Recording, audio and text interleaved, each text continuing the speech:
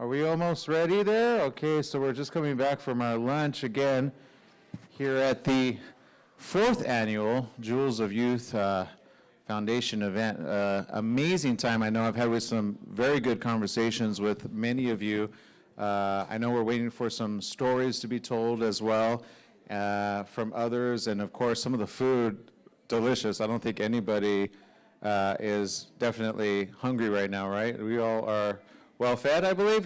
Can we give a big round of applause to those that brought the food and, of course, made it free available to those in attendance? Again, you know, these type of events usually, you usually have to pay $20, $50 for in Hollywood, to get a full day conversation going. Here, it is by the voluntary donations, again, that have been contributed to the Jewels of Youth, and of course, those that have given of themselves to get this information out, and all of us to be able to say, hey, we need to talk about these things. We need to talk about certain situations happening with not only our children, but also vaping. I just learned some very interesting things. Who knew that at the age of 9 years old, kids are vaping right now?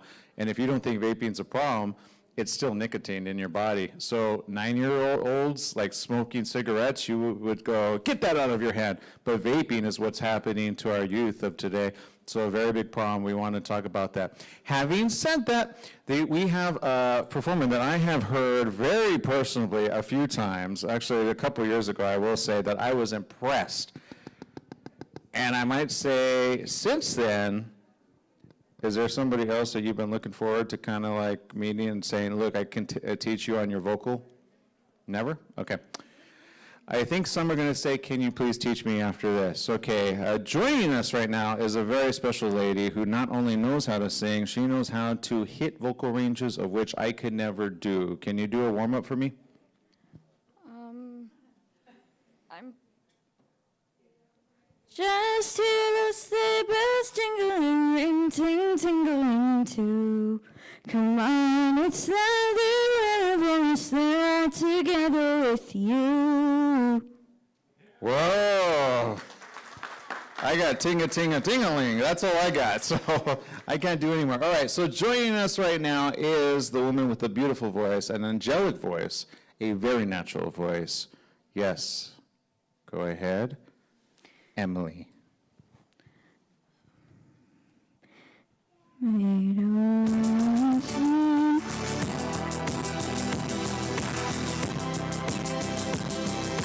Pretty, pretty, please, forever.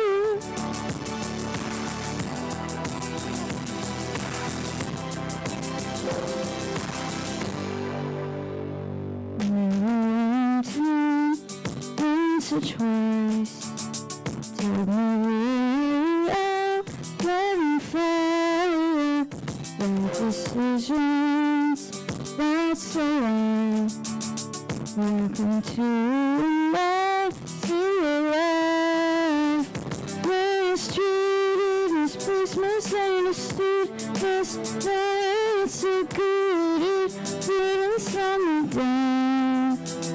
Mistaken, always second guessing, underestimated, what comes to around. Pretty, pretty, please, if you ever feel like you're less than perfect. Pretty, pretty, please, if you ever feel like you're nothing, you are perfect to me. You're someone when you talk about yourself, you're wrong.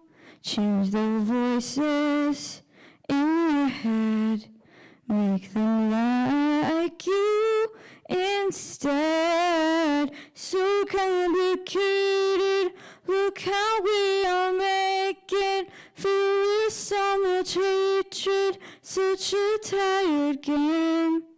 It's enough, I've done all I can think of. Chased down all the demons of saying you do the same. Oh, pretty, pretty, please, don't you really ever feel like you're less than perfect. pretty please, if you ever feel like you're nothing, you are perfect to me.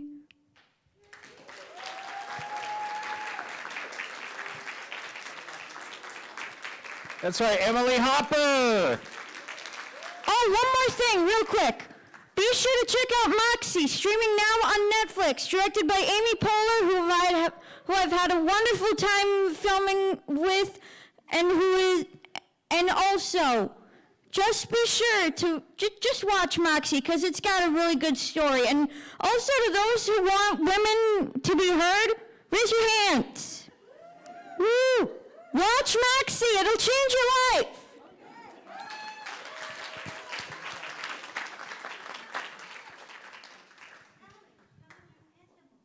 Oh, and by the way, I'm in the movie. All right. Yeah. Moxie.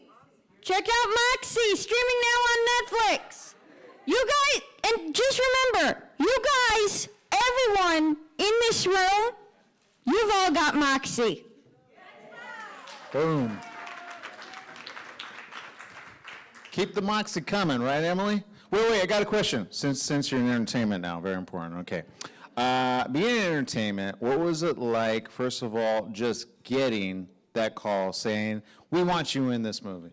Well, it was actually pretty inspiring because, we've all been through a lot of tough stuff, over the years. I mean, between, whether your house was burnt down or you had to be evacuated or you lost your job or you lost someone who was really special to you.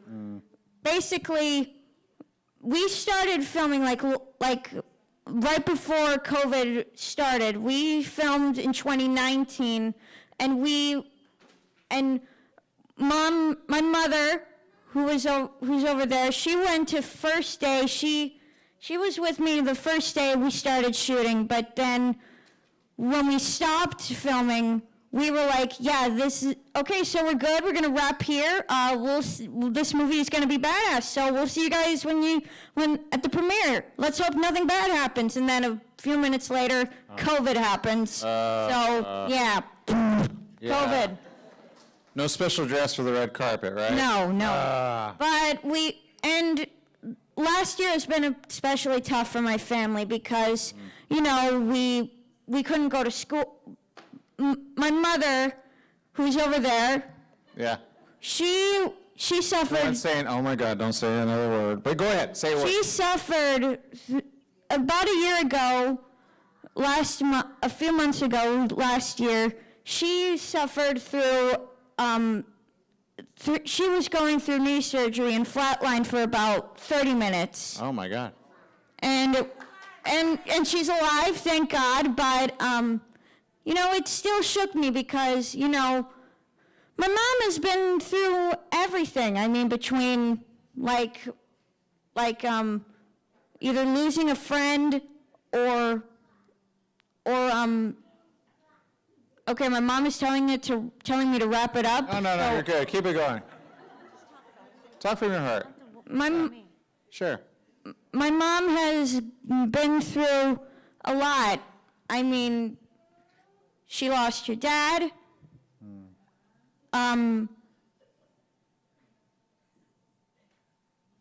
She almost died.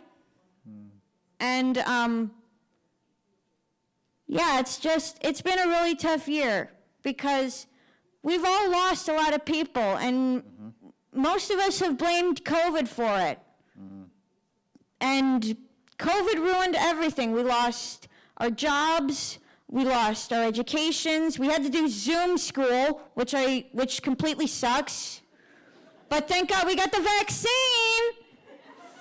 Just one more thing. If anybody is asking about the Delta variant, please leave. I'm just kidding. Emily, I want to say thank you for speaking from your heart. And I also want to say thank you for being here, and thank you for adding the sunshine to our lives. I haven't seen Moxie yet, but I will say this. Amy Poehler, how funny is she? She's super funny. What was your funniest moment? Well, the funniest moment I had when I was shooting was when when I met Amy. She was like a really big sister. She gave me a hug, and I was like, oh my God, this is awesome. I can't believe I'm being hugged by Leslie Knope, also known as Joy from Inside Out, and also an SNL alumnus herself. Yeah, and she knew my godfather's brother, Johnny. Wow. I mean, she knows my godfather, but I said to myself, one day when I get on Saturday Night Live, I'm gonna mention the fact that I knew an SNL alumnus. I knew three SNL alumnus. Wow. Like Amy Poehler, David Spade, Chris Farley. Well, not Chris Farley because he's dead, but I knew his brother, so that counts. And Norm Macdonald, may you rest in peace.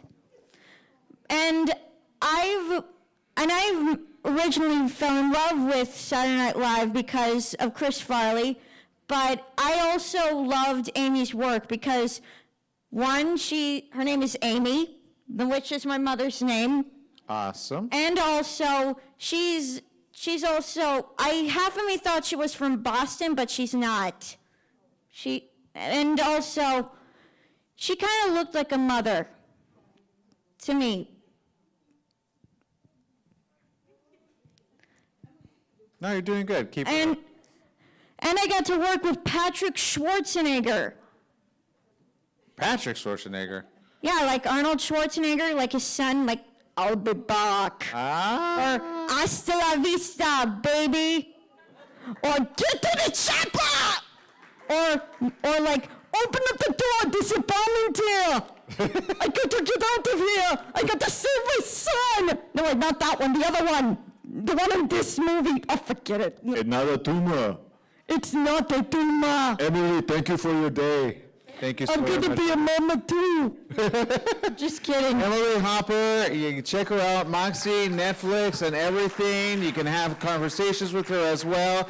Thank you for sharing your story. Thank you for sharing the love as well. You did a great job raising her. You really have. And she's, I remember seeing her 2 years ago, and I just thought, what a talent. And the fact that you've now got her in film, I guarantee the sky's not even the limit. We're already going to Mars, right? So Mars is the limit now, before Pluto.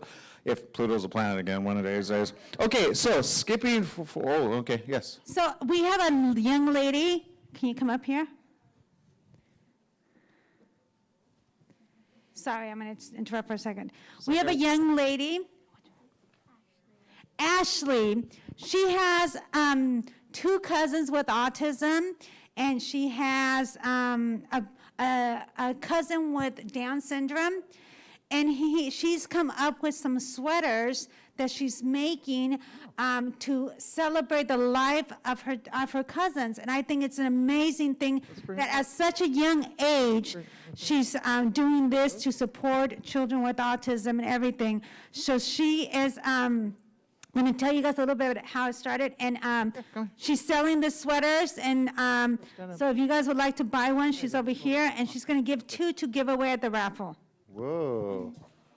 Hi, my name is Ashley. I'm in 8th grade, and I started embroidering sweaters. Well, I started my small business because I really want to go to a Catholic high school. So that's how it started, and this is where we are now. And I did this really special collection in honor of my cousin Shasha, who has autism. And I brought them here so you guys could see them. I also brought my card so you guys could check out my website. And yeah, this is just something that makes me happy, and it made me really happy to... I shared the sweatshirts with my cousin Shasha, and she was smiling, and she was so happy.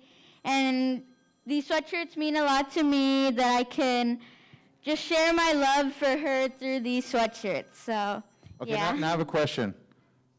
Are you paying him minimum wage for displaying your stuff, or are you okay with this being manipulated this way? She's already putting you to work. This is for life. She's gonna be like, sweatshop in our bedroom. We're getting this done. You get what I'm saying? Are you okay with that? Yes. All right, that's called family support. Good job. Now, I want to ask you a quick question before we let you go. I know we're going a little long. Too bad. So sad. We're streaming. It's on. Okay. Now, it has a very interesting statement here. What was the reason for either one of them? Which I like this one. It says, if you can't see it in the back, why fit in when you were born to stand out? Why'd you use that? Well, I came up with these because I think that even though my cousins have a disability, that they shouldn't be treated any different than any of us, and I still have the same love for them that I have for everybody else. It doesn't affect me at all that they have a disability, and if anything, it makes them more special to me. Oh, I love it. Okay, I'm gonna, $20, $80? What's the, how much do you think they go for? $80 for today? I don't know. Dude, man, you're gonna get the pay. You gotta, work at the room. Okay, all right. So this one says difference. Different, not let. Ooh, that one right there speaks volumes. Why that one? Mainly the same reason as well, but yeah, I just wanted to spread the message that, they have a disability, but that doesn't mean that they're worth any less or that they should be treated any differently. Well, you got great support from your family here. Good job. Ask for a pay increase. But you got to sell 20 or more, okay? All right, I'll buy one from you later, okay? Actually, how many do you have? Because I see a bunch of them over there. Yeah, I think I brought like 7 or 8. You got 7 or 8? Okay, well, let's sell her out. That way we could take care of the family and then put these forward, okay? I might need a custom one because these are large in size? All right, which one do you wear? 36. Okay, the sweaters are between 32 and 36. Remember, she made them herself. Okay, cool. All right? Better. Thank you. Okay, done and done. Do you take Visa or PayPal? Okay. I can invoice it to you. I got to show you guys how to roll like this. It's called Square. Okay, cool, awesome. Okay, we'll work with that. Business opportunities, huh? Okay. So, I don't know who I'm introducing. Amy, let's bring up Amy Hopper? Yes, oh, Amy, come on up. It's time for the one that says, don't talk about me. Now she's going to have to talk about what she didn't want to talk. No, just kidding. Amy Hopper, everyone, the mother of the new Netflix star of Moxie with Amy Poehler, and of course, yours truly, who we got serenaded by. Hello, I remember you. Yes, hi. 2 years ago. Oh my God, I totally remember you. Yeah. It's so weird with the face mask. Yeah, it's like, what do we do with that? So please, Okay. share. So Lupe, can I take this off or no? Am I far enough away from Yeah, just stand back. Yeah. Lupe asked me to come because of my story with Emily. When Emily was 11 months old, she got a terrible staph infection in her heart. It threw bacteria to her whole body. It was on her organs, it was on her brain. They ended up having to amputate her legs, several fingers, and we discovered later on that she had significant brain trauma from the infection. We kept her, in regular school until a point where we knew she needed to have special services. And luckily, Westside Regional, I'm sure all of you, if not everyone, knows about Westside Regional Center. And then when she got into the school system, Westside Regional drops you, and then she got into, had a really great LA Unified, Santa Monica. They were all really great with her. How many of you are in LA Unified School District? Anyone? I used to be growing up. And how many in Santa Monica? The rest of you? Oh, okay. Yeah, I encourage you really to advocate and really be on those programs and those teachers and those organizations, especially if you have a kid with special needs, because it's a big organization and they can slip through the cracks. So we're their first advocate and their first teacher. So with that being said, she was at Pali High, and they have a transitional specialist there, which was outstanding because I didn't know what Emily was going to do after she left high school. She was not diploma bound, so we knew she wasn't going to go on to college. That wasn't really her jam. But we knew that she had some talent, and we knew that, if acting and singing didn't work out for her, she probably needed to have a skill outside of that. So we found this program through this transitional person, and it's called College to Career, C2C. If you're worried about where your kid's going to be after High School. Check it out. It's through the Department of Rehabilitation. It's at West LA College, which is a really pretty campus. I don't know if you've ever been on there, and it's just a gem. They teach vocational and basic life skills, right? And then they're able to take an extra class there. And of course, she's taking theater, but there are other classes that the kids can take there too. And they're on a college campus with every other college campus, and every other college kid. So it's really a great program. Look into it. Department of Rehabilitation runs it, so you have to go through them first. But anyway, that's another little nugget for you guys that need ideas for what to do with your kids after high school. So. Well, I remember a couple years of speaking, we had a panel up here, and we talked about the complexities of just, the heart-to-heart pressure of it, just the daily life. Right. Not knowing your situation until she shared it. Thank you for letting that know, because you probably don't share that with anybody, right? No, But we're glad to have you another year and then some. And I will say this, having pushed forward from just a couple of years, what have you learned since our last Jewels of Youth event?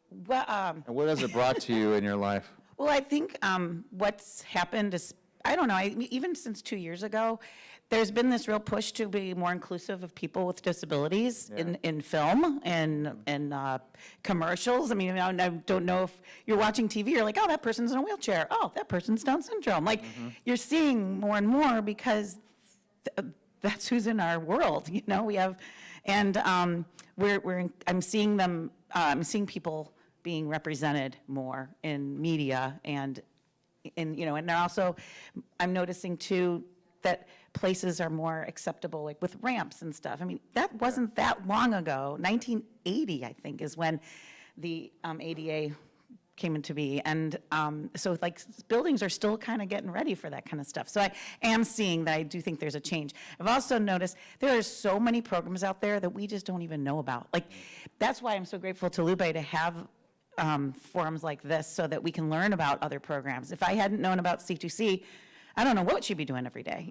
It's so nice. She has so to much know. energy. I remember seeing that, and I go, that kid, I remember having a conversation, I said, that kid's meant for like entertainment or stardom. You just see it. But I always say, don't give her a mic. Don't give her a mic. She'll never let it go. You're going to be the next MC, the next time. You and me, co-host. Yeah. Anyway, well, thank you. Thank you thank for you. coming every year and Yeah. hosting. It's really nice. Thank you. It's a pleasure every Thanks. single time. Thank you. Thank you for sharing. Stay blessed. So Amy Hopper, Emily Hopper, again, go check it out. Everybody's going on Netflix right now, right? You're like, I'm going to watch that Muxy. Now everybody's going to, you got to bring headshots next time. Yeah, I'll buy one from you, for sure. All right, okay. Next on the list is Wendy. Wendy Castillo. Wendy Castillo. I haven't seen Wendy in a while, actually. Where's Wendy? There. Oh, okay. I'm like, I think we're Facebook friends, right? We've been Facebook friends ever since this event, I believe, or before. I don't remember. Make it short? Yeah, okay. And don't listen to that. Just keep it long. I'm just kidding. Okay. Sorry. She always tells me to make it short because once you start talking, you continue talking. So I'm Wendy Castillo. I have a master's in psychology, and most of my master's in psychology, when you have to write a paper, I focused it on autism. Being a single mom and having 2 children wasn't easy, especially when your firstborn gets a diagnosis of autism. It was hard. Having a background in early childhood development did not prepare me. So Lupe knows my struggles. It's been hard. When my son got diagnosed, he's 24 now. There weren't those services. I became his 101. I became this. I would ask the OT, give me homework, and I would do homework with my son. So I'm a very big advocate of working with the school, asking for homework, working with the regional center. And I know I have those love-hate relationship with regional center. Now I understand it more and more because people explain it. But, then my son grew up. He went to Santa Monica High School. My youngest, who doesn't have a disability, went to LA-SU Magnet, which is literally across the LA-SU school. And, so once they graduated, it was a whole new learning experience. Nothing in the books will prepare you for what it is. So when my sons the first one went to high school, and he graduated here, we had very good support because you develop that relationship with their counselors, develop that relationship, and start teaching them how to advocate, start teaching them how to problem solve. Most important, if they drop something, let them figure it out how to pick up the spiel. Something as simple as that will help them to problem solve. And I'll tell you that I'm really grateful that that was given to me, and I am so thankful to the Lord to give me the opportunities, because my son needed to know. My firstborn went to Cal Poly Pomona after graduating, Cal Poly Pomona, and he was being bullied, and he was having a hard time. And I was going through empty nest syndrome. I still had a little one who was still, they're 2 years apart, but my other son was going through high school. I'm going through empty nest syndrome. My son's being bullied. It was really hard. It was the most difficult thing. So I told my son, he had some problems. He was hospitalized. He was released the next day because the therapist didn't know how to talk to him. So I said, you know what, come home. And I'm glad Miss Amy talked about West LA, having him graduate from Santa Monica. I know Santa Monica Community College has a great program. I said, go to West LA. You're gonna get your classes. It's gonna be all right. He had to wait. Cal Poly Pomona quarter system. He had to wait until the next semester to enroll. So he will be graduating in May with a Bachelor's of Art in Communication. Now, you're probably wondering, what is he gonna do afterwards? Well, the connection was Regional Center, and having some experience in the Regional Center, I realized, well, the Regional Centers have an employment first policy. So I don't know if you guys are aware that California implemented that. What does that mean? That means that I got to pick where I wanna work. I was able to say, hey, I wanna go work for Step by Step. Whether they hired me, that was their choice. But I had the option. So what Employment First Policy does, it gives every individual, regardless of their disability, their diagnosis, the same right as you and I have. Most of the time in the past, you tell the Regional Center, I'm about to get out. My kid's about to graduate. You can invite them. I recommend you invite your Regional Center, your service coordinator to the transitional meeting, because they will get an idea of what your child's strength and what their interests are. So please invite them. That's important. Also, make sure you get a psychosocial evaluation right before he comes out. If your kid does go to college, that evaluation, that IEP, the 504 plan, whatever accommodations were there, whether it's extra time, whether it's doing, repeating the homework, giving them extra time for homework, that's important when they go to college. So make sure that's there, because once they go to college, there is no IEP, there is no meeting, your son is on its own. So remember, going back to, if he drops something, let him figure it out how to spell, problem solving. Because when they go to college, they need to figure out to problem solve. But you're probably wondering, I didn't get my son's conservator. My son didn't want to. And I said, fine. Then he went to college. I can't go in like I do in the school district and demand services. They don't care if you're the parent or not. Once your child turns 18, they are their full rights. So please, if you're considering conservatorship, please reach out to your Regional Center. BedSec is a clinic that offers help to parents with conservatorship. You're not on your own, and they will help you regardless of your immigration status.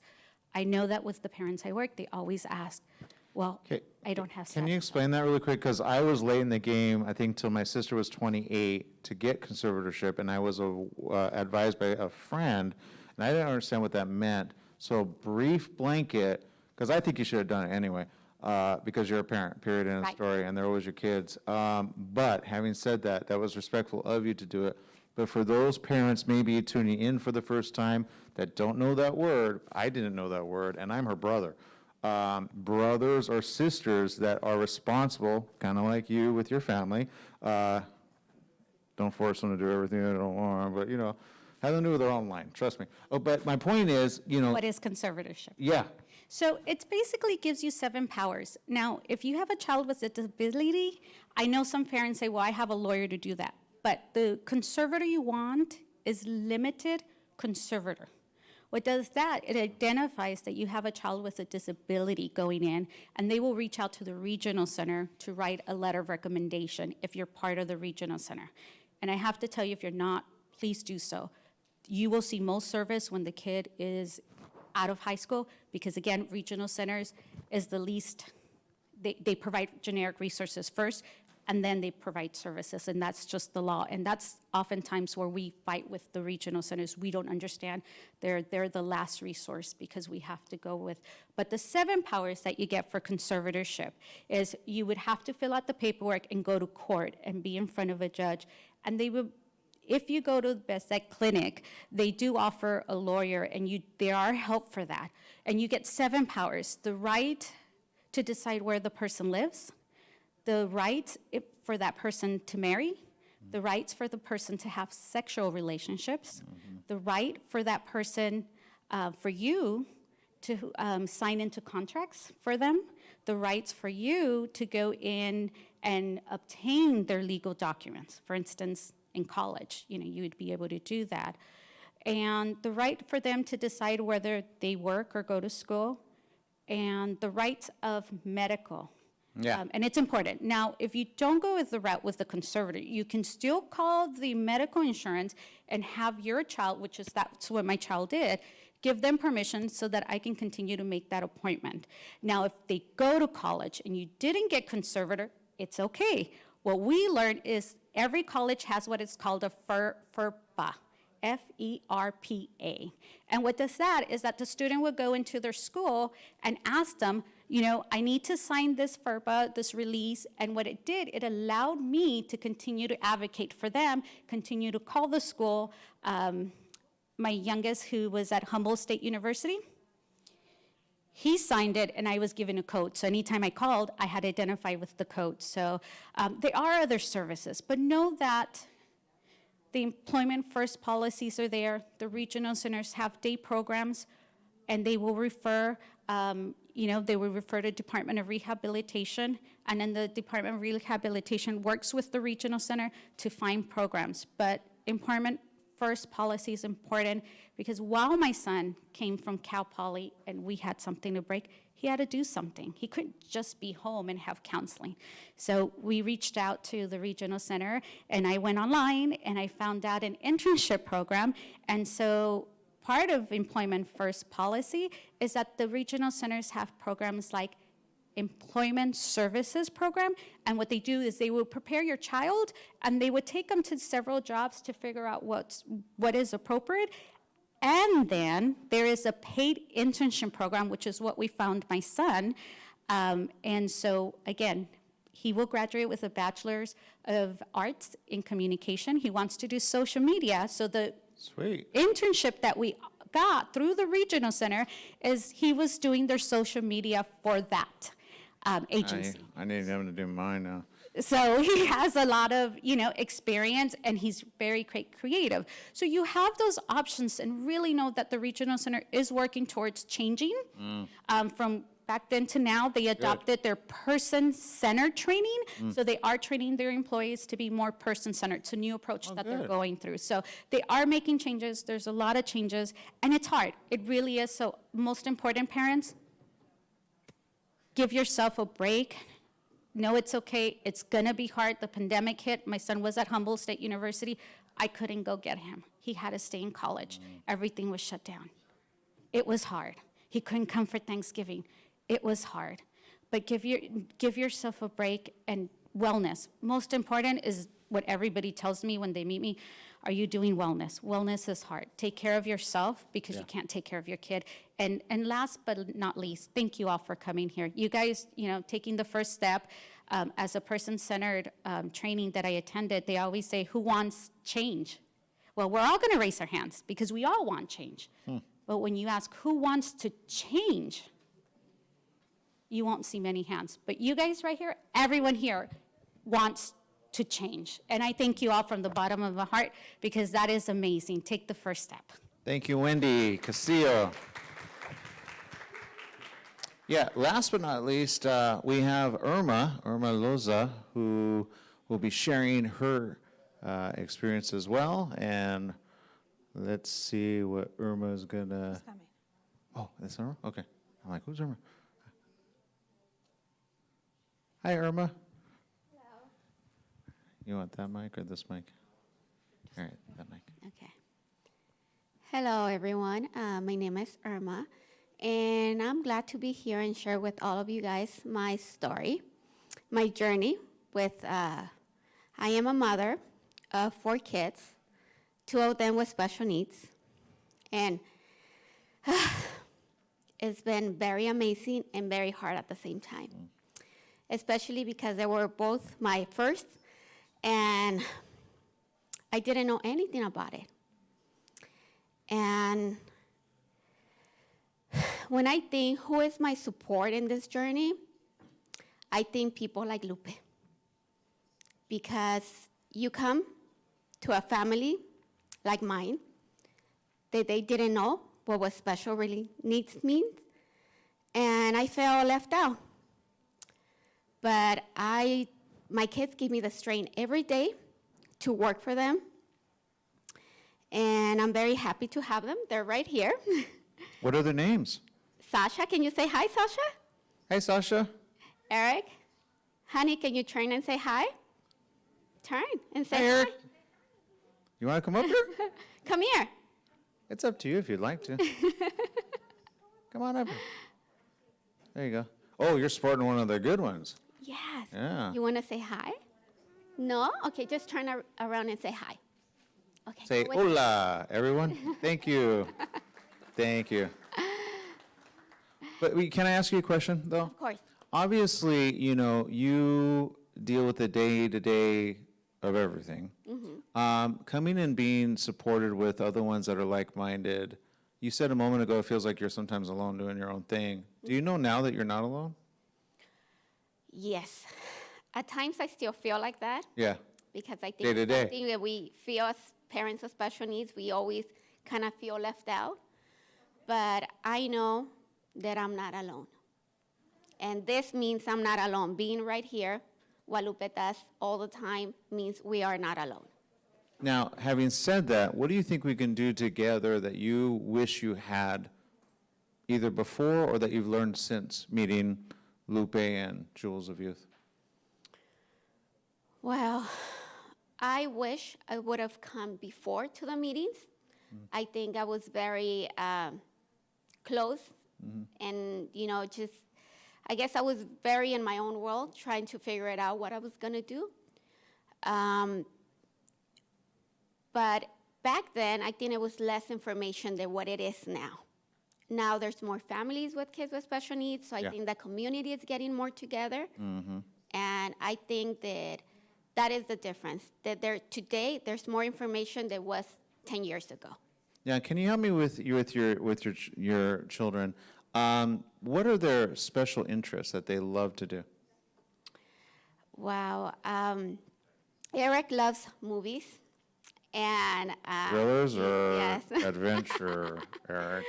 Eric loves wanna know. movies. Okay. And Sasha loves music and dancing. And Sasha is a wonderful, something that I love to speak about Sasha is that when Sasha was 2 years old, she didn't walk. She was probably 5 years old, and I couldn't really take her to the street because she was a runner. And I decided to start informing myself because I know I had to do a change in her. And I started changing her diet, and I started doing many different things. And now she's sitting down, as you can see. Yeah. And she is wonderful. She also has a diagnosis of hypotonia de la estalomazotone disorder. And last December, on her birthday, she gave me the gift that she was able to pedal a bicycle. So, yes. So, see, every year is a new accomplishment for me.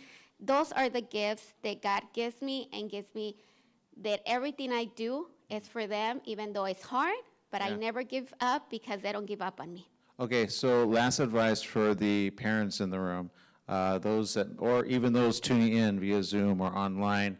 You used to be on the opposite end, kind of listening to other people, I'm sure, at some point. What is the advice that you give any mother and any father for the children in their lives, no matter what limited, whatever you want to call it, they have in their life? How can you amplify that in other parents and other families? What I can say is never give up. Never. No matter how hard it is, no matter how many people tell you your kid cannot learn, your kid is not gonna do this, your kid is not gonna advance, don't ever give up. Continue, even when they're not looking at you, they're listening to you. Always give them a lot of love because they learn through love. And as soon as they stop being scared because they just feel, in a certain way, they feel scared inside. As soon as they start feeling more love, they're gonna open to learn more, and everything is gonna start being better. Maybe it's gonna take a year, maybe it's gonna take 2 years, maybe it's gonna take 5. I had to wait 11 years for my daughter to pedal a bicycle, but she did it. And I'm still waiting for her to do other things. Wait, how old is she? She is 12. I learned at 12, trust me. I was late at the game, you and me both. So don't worry about it, you got plenty of time. But I say I live down the hill, so I don't go too far down the hill. I'm sorry, but go ahead. No, and yes, just the word is never give up. Never give up, because they never give up on you, and they're at least they judge us when we're tired and when we feel the next day we cannot get up. They're there for you to give you a hug, a kiss, and it's always honest, and they love you, and you are their voice. Don't ever forget that. You are their voice of them. Thank you for sharing your voice with us, too. You never know the one life you're, reaching out to that says, God, she understands me more than most. And so thank you for bringing your family as well, and awesome. So you're all related, right? Is this, oh, God, talk about inspiration. You got family for days. Okay, all right, so turning our attention, Lupe, I think, wants to say something. No, Deanne is ready. Awesome, okay, let's go with, oh, okay. Oh, well, then let me introduce her properly. Okay, I introduced her earlier. We're going to learn about the variety of programs and services that Santa Monica will provide students. And I think this is very helpful for the majority of us because obviously services like these are being, I think, kind of spread across. I remember, I think 2 or 3 years ago when we did this conference, I said, this is a good template of things to come for other universities or schools to participate in. And so I think, oh, there it is, Santa Monica Malibu Unified School District. Okay, so take it over. Or, actually, you know what, let me give you a quick little bio on you. Sorry, I feel like people need to know who you are, which I don't have. But I will say, continue doing what you're doing, so let us know what you're doing. Good afternoon, everyone. I know you're tired, and I'll try to be as entertaining as possible to keep you all awake. First, I want to say I do have a presentation. It should show up shortly. Kind of like me, it's always a little bit late to the game, but it should show up. Today, I wanted to talk to you. First of all, I'm Deanna Sinfield. I'm the Director of Special Education in Santa Monica, Malibu. It's really hard to speak through a mask, so please forgive me.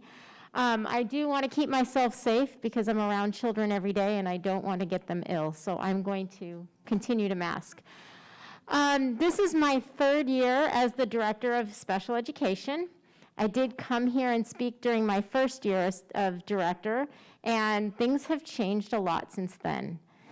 I'd say that I've been in education for over 30 years. I know I look 14. I started when I was 12. And things have changed over time.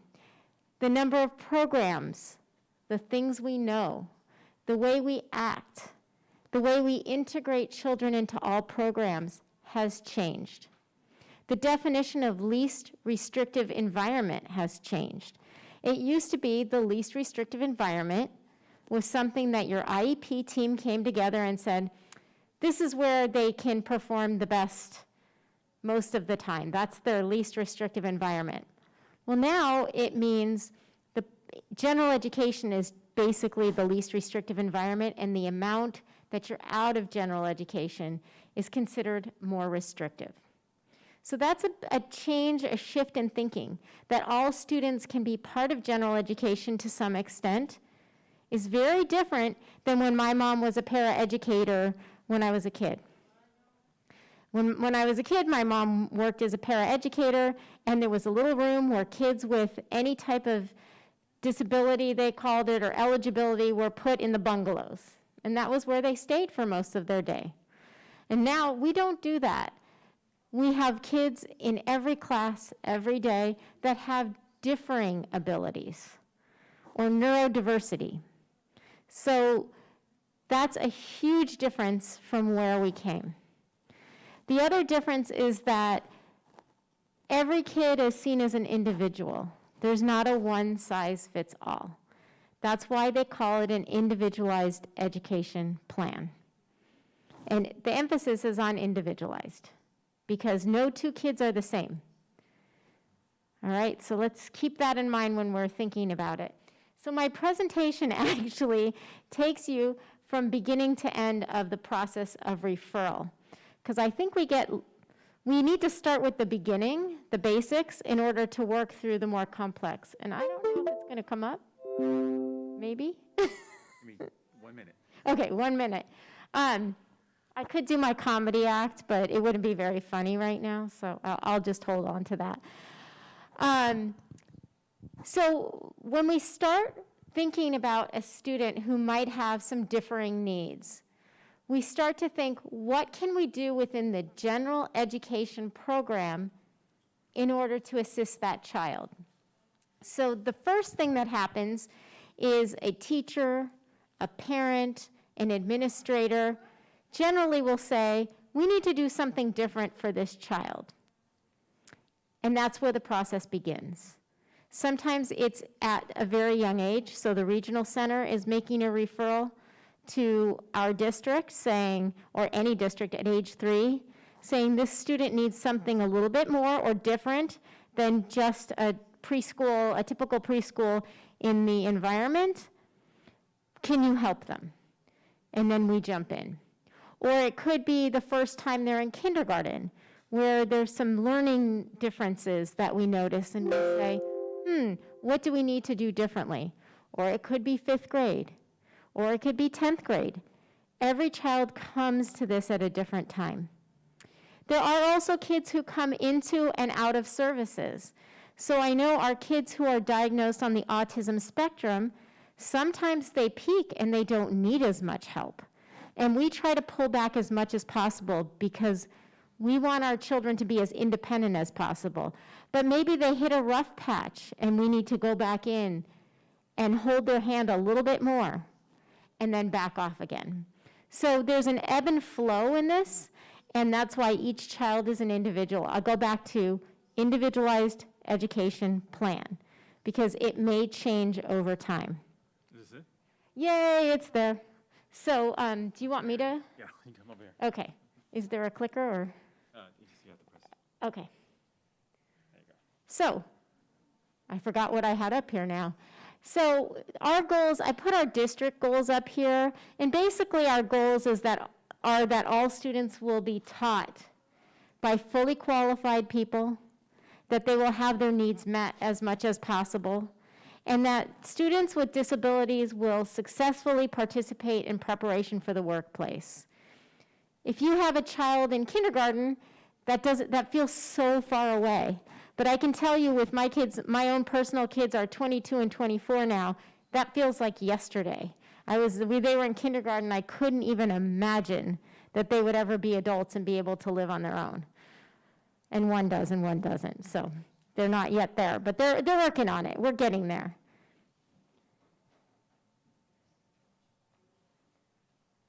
I have it in Spanish. Oops, still in Spanish. Okay.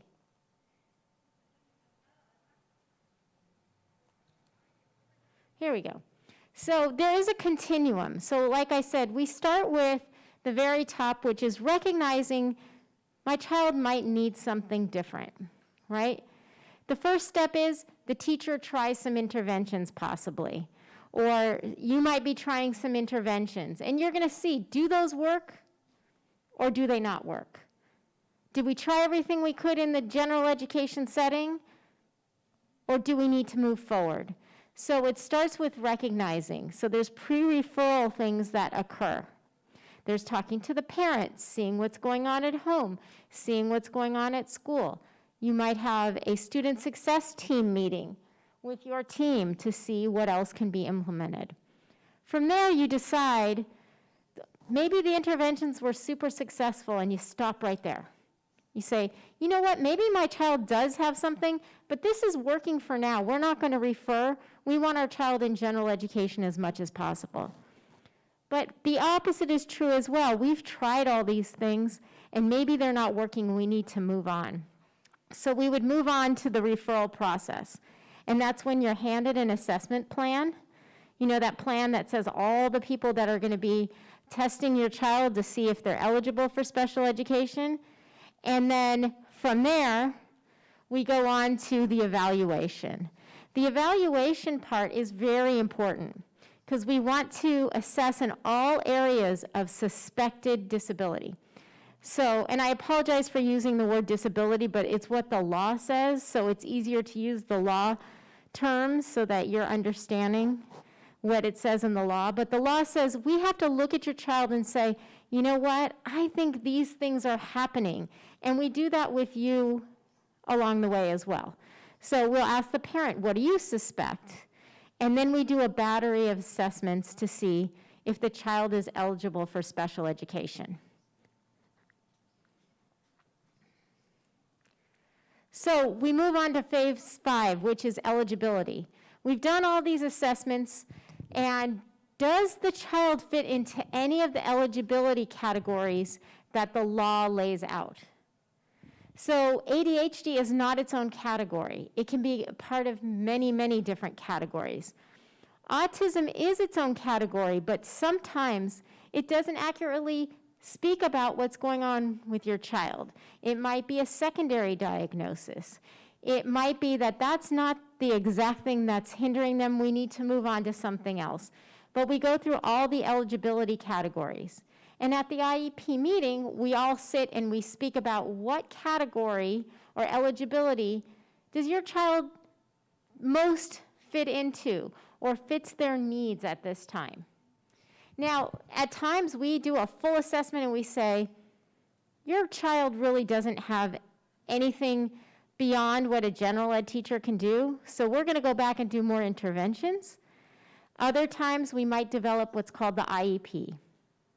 And again, I go back to the IEP is individualized. It's not a menu where we go down and pick things off. It's what does your child need in order to move forward? So in this time, we talk about what I talked about before, which is least restrictive environment. How much time do they need to be out of the general ed program?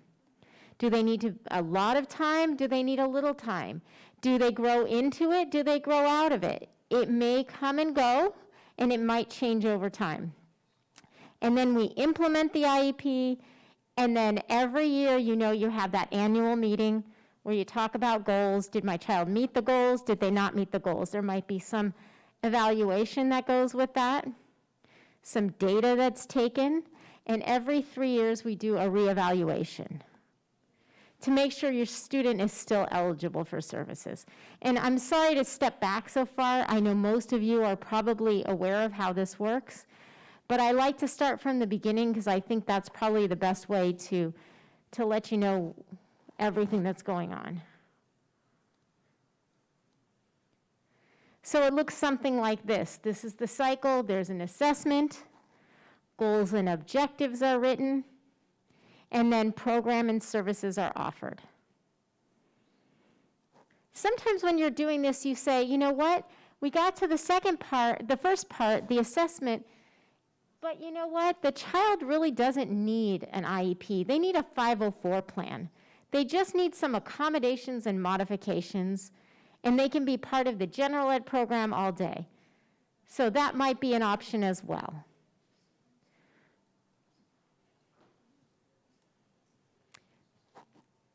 So an IEP has a lot of components.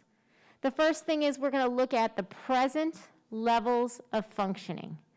Where is your child functioning right now? What data supports that? How did we figure it out? And oftentimes, that might come from you. When we're talking about independent skills, we might be asking a parent, how is your child performing at home? Because you're a part of this team. This is a team effort. We're also looking at your annual goals. Did the child meet the goals? Do they need more in this area? Do we need to modify the goals? Are they ready for the next step? We also talk about related services. Related services are like occupational therapy, physical therapy, adapted PE, speech and language services. And then we always have to put in why they won't be participating in the general ed program for the parts that we're taking them out. So there's a statement about why they're not in the general education program all day. Any modifications that need to be made to the curriculum in order to help your child be successful. Any accommodations that we might need to do. The dates when the services will begin, the dates when they'll end, and then how you are going to be informed of your child's progress. Most of the time, well, the law states we have to inform you of progress at the same time that report cards come out. So if there's a report card, you should get something that says how your child is doing on their goals. But we can also report more often. Sometimes we have a weekly journal that we send home to say, this is what happened this week. And we try to fade that back as much as possible because, again, we're looking at independence of a student, but we really want you to be knowledgeable, and we can all work in unison. Oops. So I wanted to give you the continuum of services. So at the IEP meeting, we talk about a continuum of services, and it starts with general education. General education is the first line of the continuum of services. So everyone is placed in the general education program, and then we move from there. Then you might have general education with some consultation from a special educator. So it might be the special ed teacher goes in and consults with the teacher, or the speech and language therapist is going to give things for the teacher to do, or the OT. From there, we might need to have a general education program with some related services. Sometimes students only get pulled out for speech or a related service. They're not getting more than just that. That seems to meet the need. And of course, we want to always keep the least restrictive environment in mind and not give too much service or too little service. It's a dance we do to try to keep it all in line.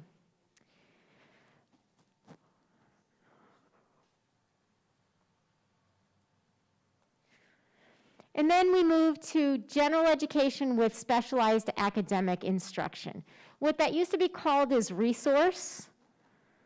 We don't call it resource anymore in our district because resource implies that that teacher can only work with students who have academic needs.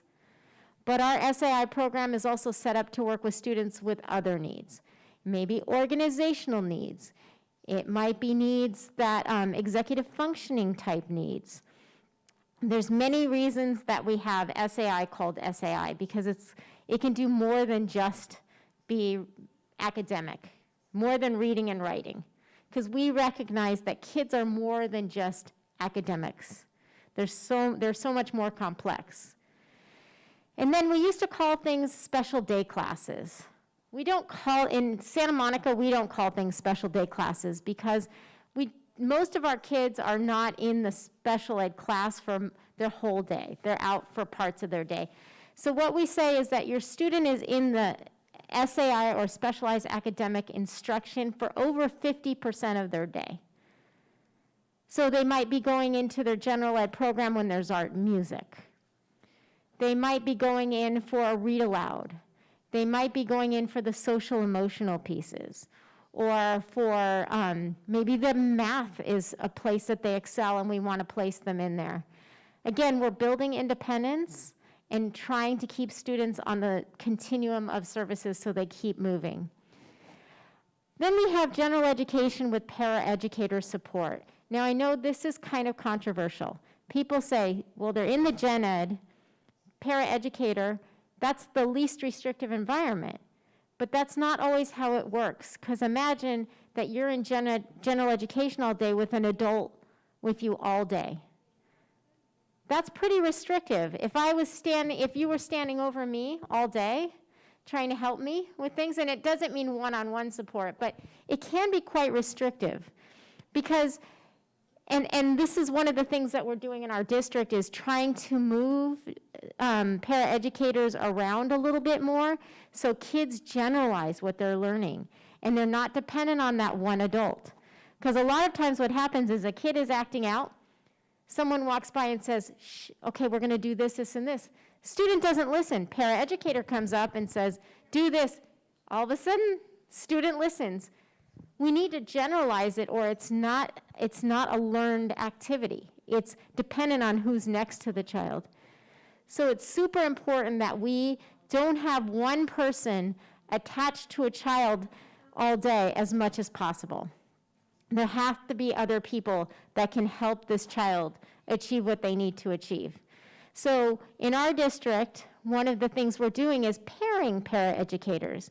So maybe we have someone with the student Monday, Wednesday, Friday, and someone else Tuesday, Thursday. Or someone's with them for math, because that person's really good at math. I want the best math person with that child, and someone else is with them for English, because that English is just much easier for them. It's much better if we move people around and get children used to working with different people. The other thing that we're doing is fading. So we shouldn't be hanging out over kids' shoulders all day unless they really, really need us. Maybe there's a medical need or another need, but otherwise, if a student's doing something by themselves, why am I intervening? I want to let them experience it on their own as much as possible. The other thing is that sometimes the teacher's instructing the child. That is ideal. Let the child be instructed by their own general ed teacher instead of having a personal assistant all day long. So it's really, really, really important that as time goes on, we have different people teaching your child. The other thing that we've implemented, I can't speak today, I'm sorry, I'm exhausted. The other thing that we've implemented in our district is keeping the paraeducators at the site versus with the student. So if your child goes from middle to high school, and there are times we do need to move the paraeducator with them, but if possible, we keep the paraeducators at the site they're at and move the child. Because the paraeducator is such an expert at the place that they work. Imagine that every 3 years you had to move your location of where you work and learn a whole new system along with your student. It's not always helpful. It's really hard. And I know we have paraeducators in here. It is really hard. You become part of something and all of a sudden you're asked to move to a different place. So we're really doing our best to try and keep as many people at the sites that are experts for that site, and the children just rotate through. And people don't always like to hear that, but again, if I send your child out of high school and they're not independent at all, there's no independence, I feel like I haven't done my job. It's so important that we give your child as much independence as possible. Because I know when your child leaves us, you don't want to have to be with them 24/7. It's really, really hard. Okay? Does anyone have any questions about that, why we're doing this? Okay.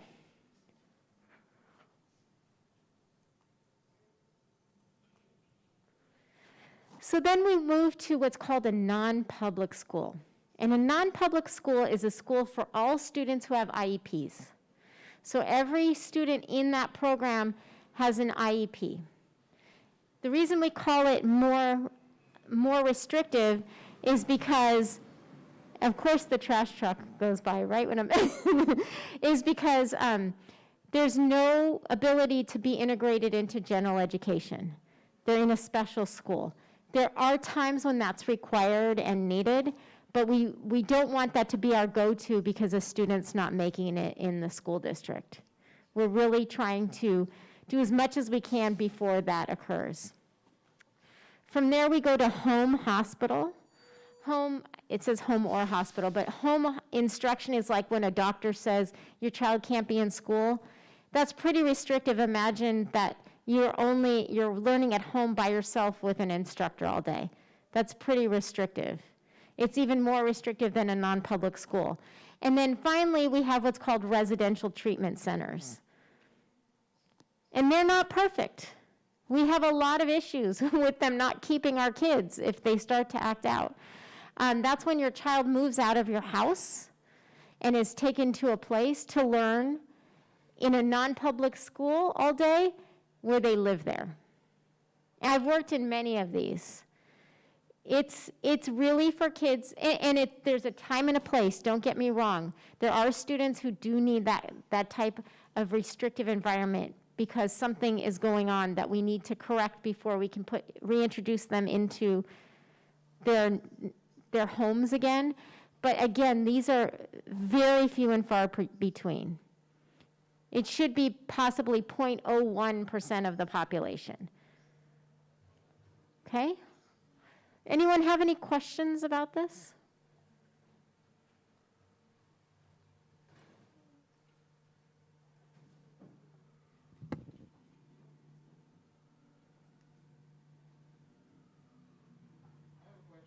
Yes. When people don't get the IEP, how does that set up their kids in a bad situation down the line? It doesn't necessarily do that because you have to remember when students are taken out of their classroom for special education, they are missing something in the general ed environment. We only use special education, and I don't know why this is coming up because I wanted to show you all of our programs. I'm going to see if I can get there. It can be, if a child can make it without the special education, that's the best scenario. But there are times when they can't make it, and then again, that would be a discussion to come back to. I don't know why it's not coming up. Maybe if you go to the SMMUSD website and go to special education, and then on the left side, it's K-12 programs. It'll show all of our programs. So there's really no good answer to your question. It's really child dependent. The other thing that I'm finding, and we're trying to really make sure, is that students who have 2 languages, they're English language learners, are often misidentified as having a disability.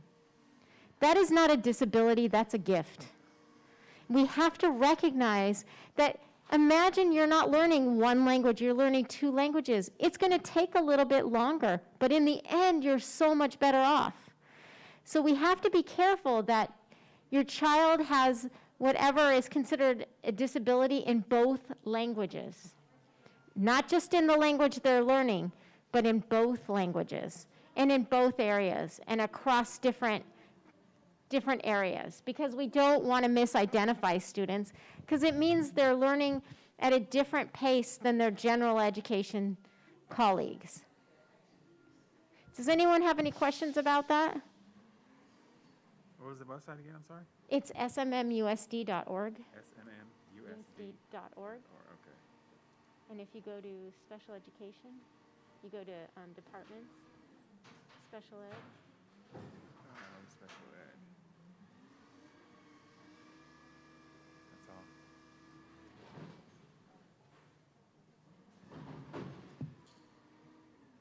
Keep going down. Let me see.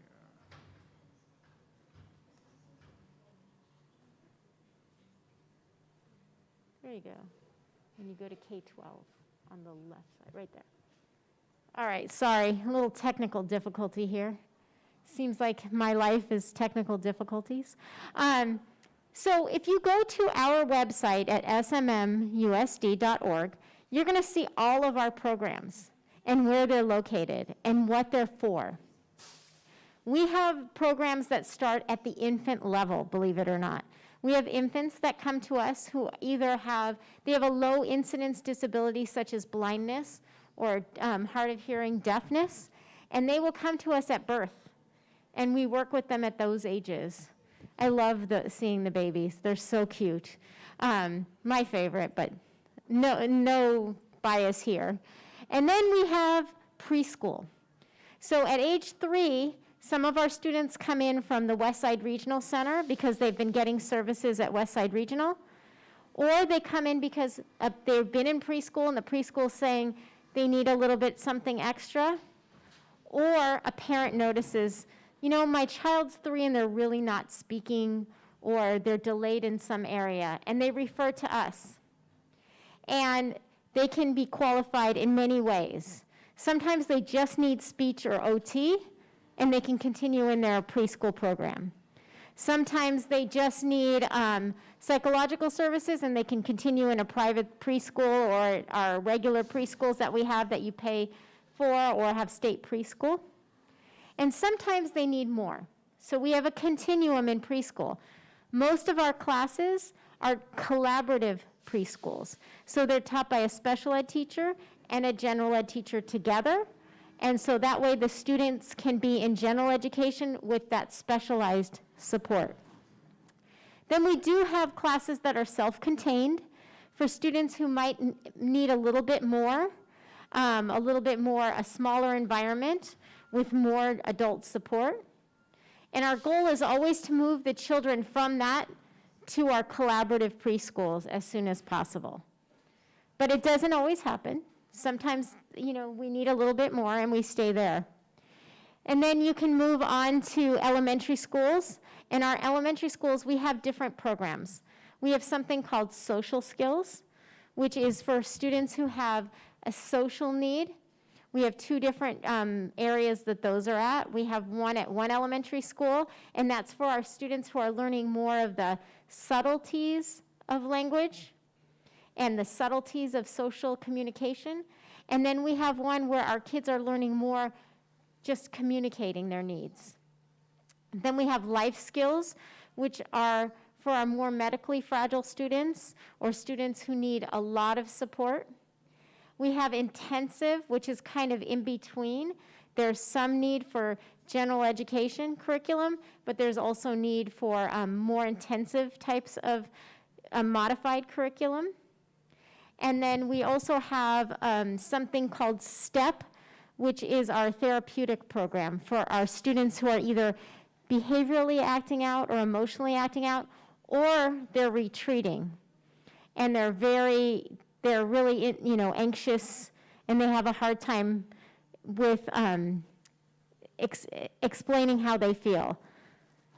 But there are the same principle, 2 different programs. And those continue throughout our, from kindergarten all the way through high school. And then we have a select group of students at age 18 who need to stay with us till they're 22. And that's called our transition program. And in the transition program, we do work study. We do workability. We get jobs. We go into the community. We teach them how to make things, how to balance a budget, how to work with their hands if they need to, or how to do things around the house. Those independent skills for students who need a little bit more and aren't ready for the next step. And basically, we're not on a diploma track. So they weren't able to graduate, but they need a certificate of completion, and they have more significant needs and need to stay with us till age 22. Okay, so that's our continuum of services. And you can see, if you go on the website, it'll show you where everything is. And we're constantly building. For example, this year and this came from actually Dr. Crow's talk 2 years ago. I finally did it, so thank you, Dr. Crow. I did listen. We put together a program at John Adams that we're calling SEED. It's called Social, Emotional, Academic, something. I can't remember. Development, thank you. It's so new, I don't even know the name. And that's really for executive functioning skills. So what that program, and I took this from Dr. Crow, who said, you know, we have kids who can't tie their shoes. We need something for the kids who can't organize themselves, who can't, because in elementary school, we always organize kids. We're mother hens. We go around, and by the time they're in middle school, we say, you're on your own, bud. And a lot of them are standing there going, what do I do now? So for our kids who are possibly on the autism spectrum or need some more executive functioning. We put together a class that is, it's a curriculum skills for executive functioning, and then the teacher is able to push in to other classes to help our students, as well as teaching some of the other classes. But I call it my guardian angel program, because there's a teacher who's overseeing the whole day to make sure that our students are successful. Yes?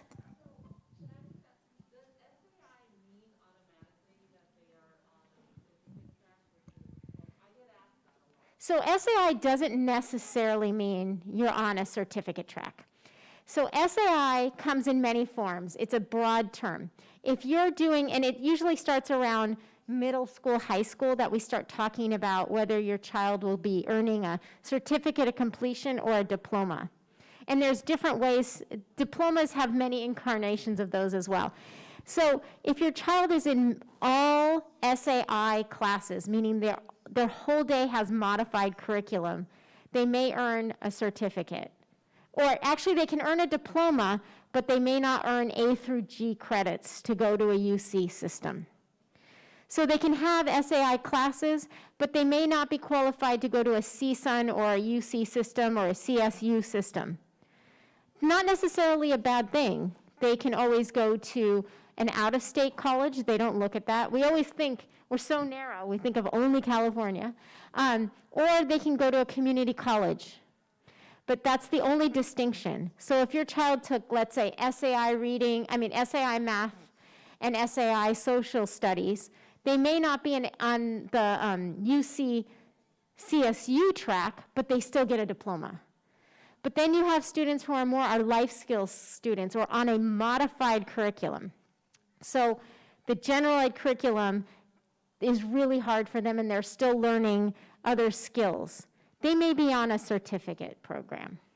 Does that make sense? Was that a clear enough distinction? Okay. So one is not better than the other. Just saying, there's a lot of kids who go a lot of different ways and still meet the end. And some kids who don't go to college and are still good.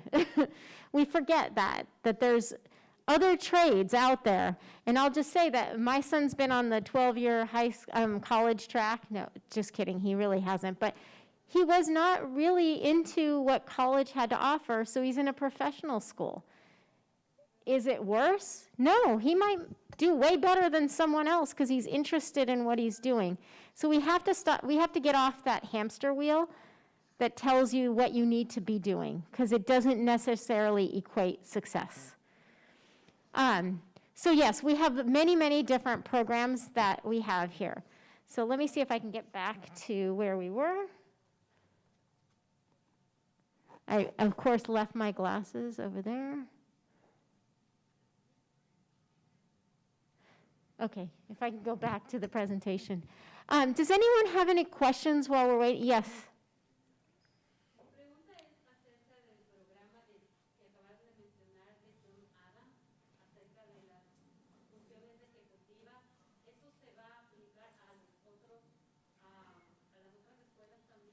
No, so she's asking if the program I was describing, the SEED program, is only at John Adams. No, it is. It's only at John Adams for now. It's our pilot. And the reason we did that was because John Adams is laid out a little bit differently than Lincoln. Lincoln has a ton of programs. We needed something on the other side of town. Okay. She wants you to repeat the question in English.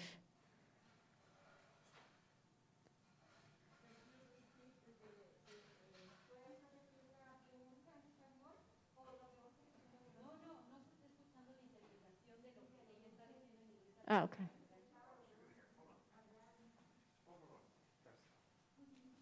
I always impress myself when I understand the Spanish so well. I can't get the words to come out of my mouth, but I understand them in my head. Now she can hear. My father's a fluent Spanish speaker. He grew up in Bolivia. And I always say, why didn't he teach me? I took it in school, but it's not the same. Okay, let's go and get the question so we all can hear it, and then, here, just because that's confusing with hearing that.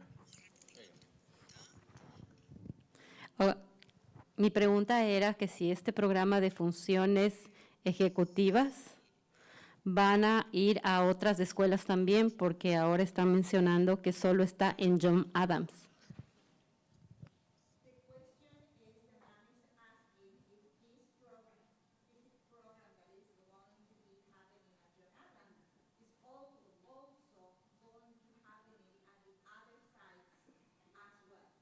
So no, the program is unique to John Adams because elementary school automatically does these things.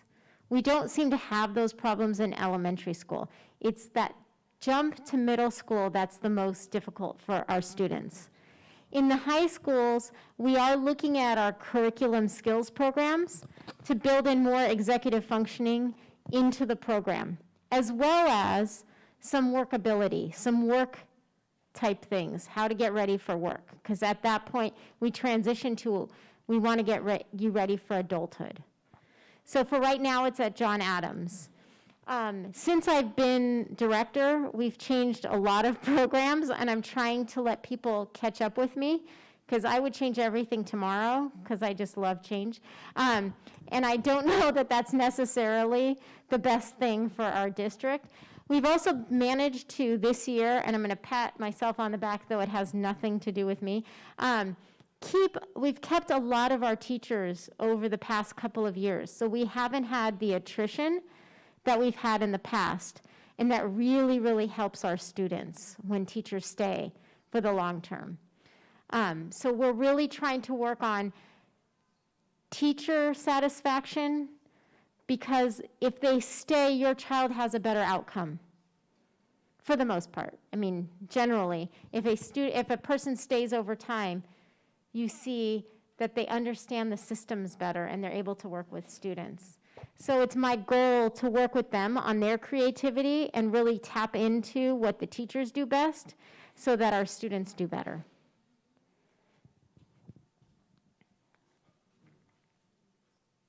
So I just wanted to kind of close and then open for questions. That the best teams are the ones where the parents and the school and any outside providers work hand in hand. Your child will grow exponentially if we're all doing the same things, if we all trust each other and believe in each other. And you see, we're in it for the long haul. This is our job. We've chosen to be special educators. This is a choice. It's a difficult choice sometimes because things aren't easy and there's not programs that are just built for every child. You really have to make them independent and individualize them. But we choose this road because we see the potential in our students. We have passion for what we do, and we love our kids. We talk about them like they're our kids. So be patient with us. We can't always do everything perfectly, but we're here because we want to be here. We come to work because we believe it's the right thing to do and because we enjoy working with students who have different needs. They're more fun to me.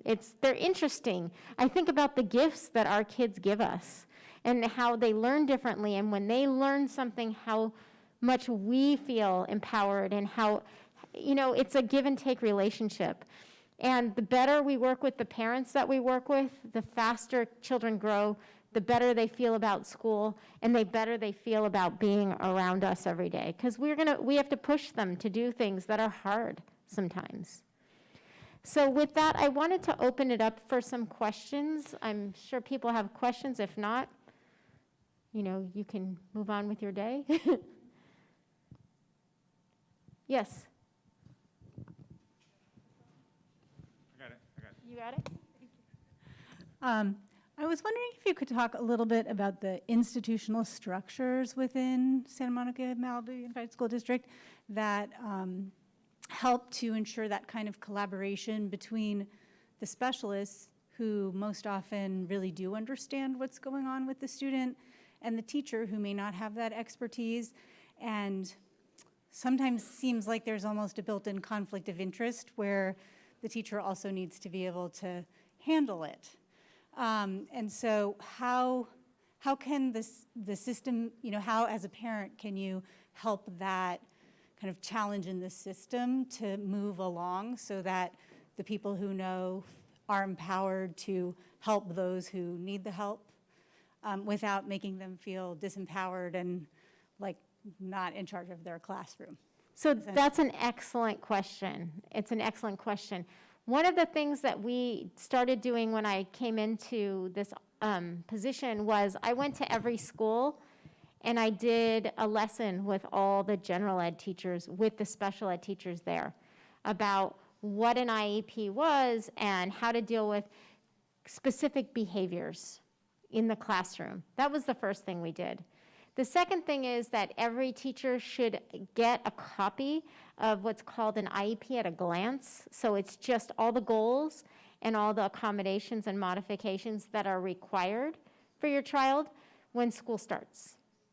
And again, that's why it's so important that our teachers stay, because the longer they're at the school, the more people trust them and don't feel like they're telling them what to do. They're working more in conjunction. So we're working a lot on those type of things. We've also had, our principals have been pretty stable. So I've worked very closely with the principals as well to make sure the principals are the ones that understand that this has to be done, that this is the right thing to do, and it benefits all of our kids. It's not just for the child who has the IEP, because sometimes there's another kid in the class that needs that same accommodation. So we're really working on institutionally changing the way we look at these things and how it's done. And in our hiring practices, we do talk about these things in our interviews. It's really important to us that we hire people who understand that there's no cookie cutter kid. And we're going to have to change with our students. So I hope that kind of answers your question. Thank you. Sure. And I almost heard indirectly that you might need to involve the principal in that conversation. Was that the correct indirect thing to have It heard? hopefully doesn't get to that point because that takes it to a different level. But if you needed to, absolutely. The other thing that I suggest to parents is have your child dictate to you a letter about them to give to their teacher the first day. How empowering is that for your child to introduce themselves to their teacher and have it come in their words? Here's what upsets me. Here's what makes me happy. Here's how I learn best. Those kind of things, teachers love to get those kind of things, number one. And it really speaks from the child's point of view that this is what will help me in your class and that I want to learn. I'm excited to be here. And I've had a few parents do that, and they say that and they get excellent results with it. Okay, thanks. Sure. Did he have a question? Any other questions for me? Yes. Dentro de las capacitaciones que dan tanto a los maestros y al director, cuando inician el año, ¿cuál es el tiempo que están teniendo los maestros para poder leer un IEP de un niño que va a empezar a trabajar con él en la clase? Do you want?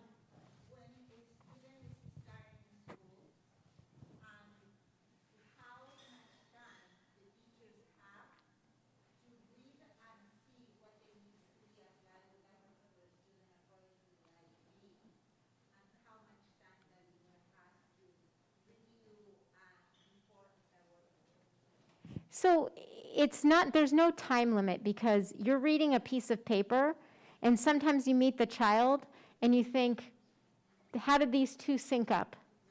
So there's no time limit. We hope that you get better over time because in the beginning it's hard sometimes to implement or to understand, but we do try to get those things out to teachers as soon as possible. So as soon as humanly possible, we try to get that out to the general ed teachers. The special education teachers they're able to see those documents on their SACE, which is the system we use for IEPs. So they have access right away.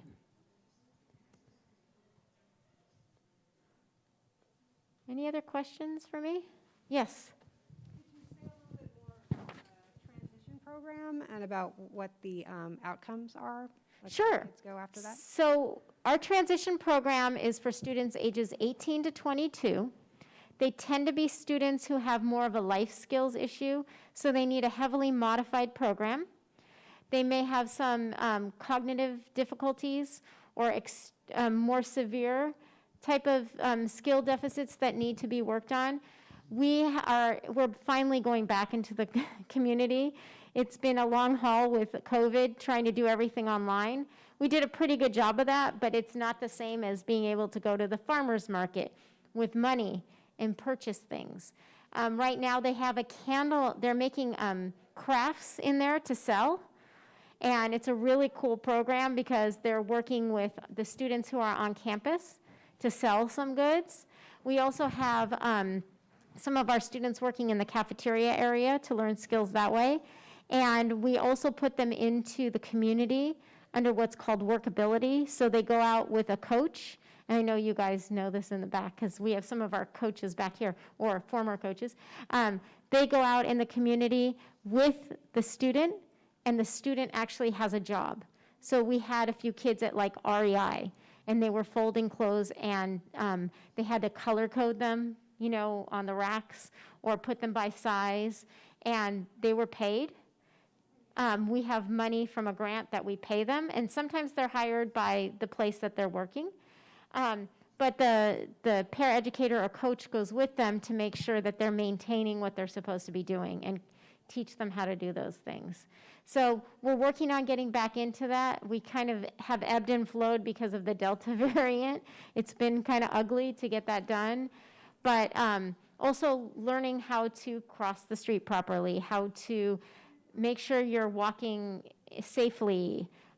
Safety is a really big part of that program, as well as making sure kids are groomed properly, you know, teaching them grooming skills, teaching them how to introduce themselves or write a resume. If they're nonverbal, how do you use your system to get other people in the community to understand what you need? So that's basically the delivery model. We have 2 very experienced teachers right now, and I have to say, it's really working well. We have 2 classes at Samo High.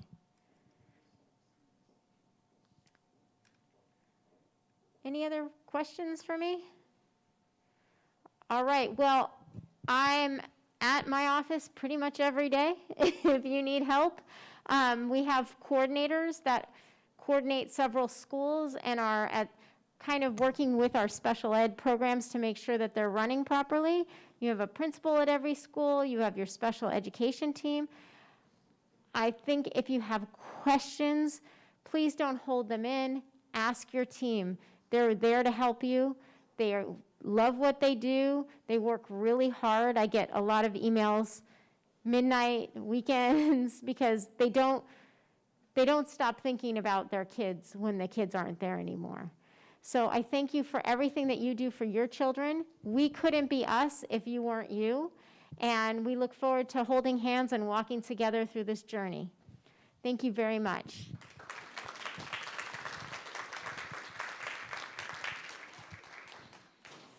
Thank you again so much for that information, Deanna. Of course, a lot of questions can always be presented also after the fact, always online and/or in person. I'm sure there's ways to get a hold of you, and I know we'll have more questions down the line. So thank you for the questions. Okay, turning our attention now from the transition from the IEP to college and career is from CSU Fresno's Wayfinders and Step by Step. Shelley P. Cox, who is the Step by Step Early Child Development Center, who is Executive Director and owner. I'd like to invite her up to this here now. Yeah, there we are. And let's see, are we doing this with more than one or sequential? So like one person at a time? Or? Okay, all right, cool. All right, so. Yeah, so Shelley and then Ryan and Wilson from Wayfinders at California State University, Fresno, Transition Coordinator, and Michelle Talley from the UCLA Luskin School of Public Affairs. So I'll let you, are we doing this one by one, Lupe? one at a time? Like, all three at the same time, or?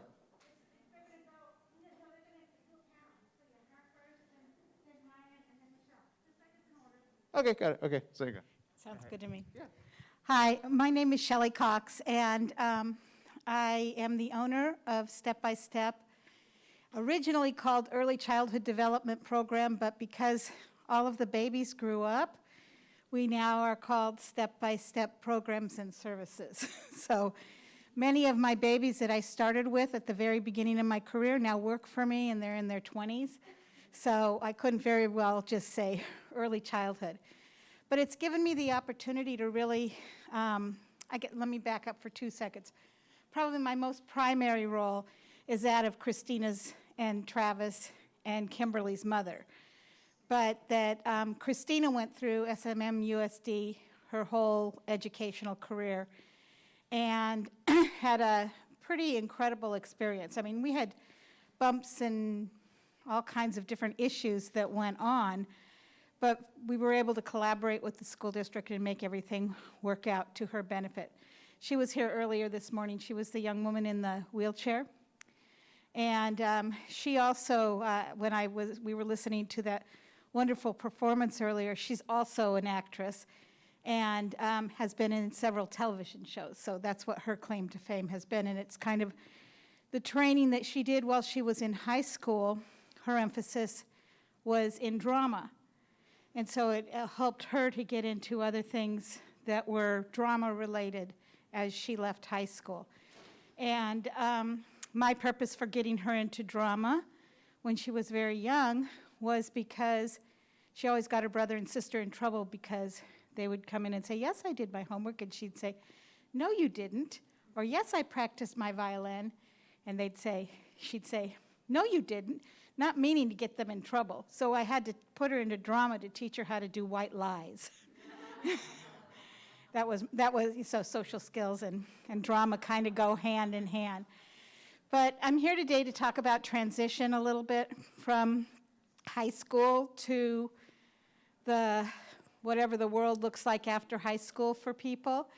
And I think that the important thing to remember is that it's never too early to start thinking about that.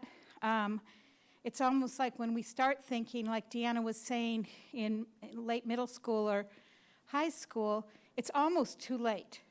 And I don't mean that to scare people, but it's kind of like you kind of know by middle school what direction you're going in and what your child's interests are looking like and what you may want to be looking for. So as the benefit of the public school system having a transition program gives students an opportunity to practice some different things and kind of find a trajectory where they might want to go. But those kids that don't necessarily have a transition plan need that support too, need to know what is going to happen after. Am I going to go to junior college? Am I going to go to trade school? Am I going to get a job? And parents are like, oh my goodness, I don't know what to do about that. There are a ton of resources out there now. Over the past 5 years, resources have been growing like crazy. So whether it's through the local family resource centers, through the school districts, through the regional centers, there's a lot of opportunities to find out about programs. One of the things that's happening with regional center, well, two things that I want to bring up, and we've brought it up every year too, is the self-determination. Do I get any nods? Anybody know what I'm talking about? Not a lot. Okay, so self-determination is something that I think it's for all ages, but I think especially as young people are coming into adulthood, it's a way to utilize regional center funds that are more directly focused on what your individual person needs. And so I encourage you to find out more about self-determination. All regional center clients are eligible for self-determination as of last July. So it's something to consider. It's not for everybody, but it is a possibility. If you're interested in that, you could either contact me or somebody from Regional Center, and they'll be happy to talk you through whatever that process is.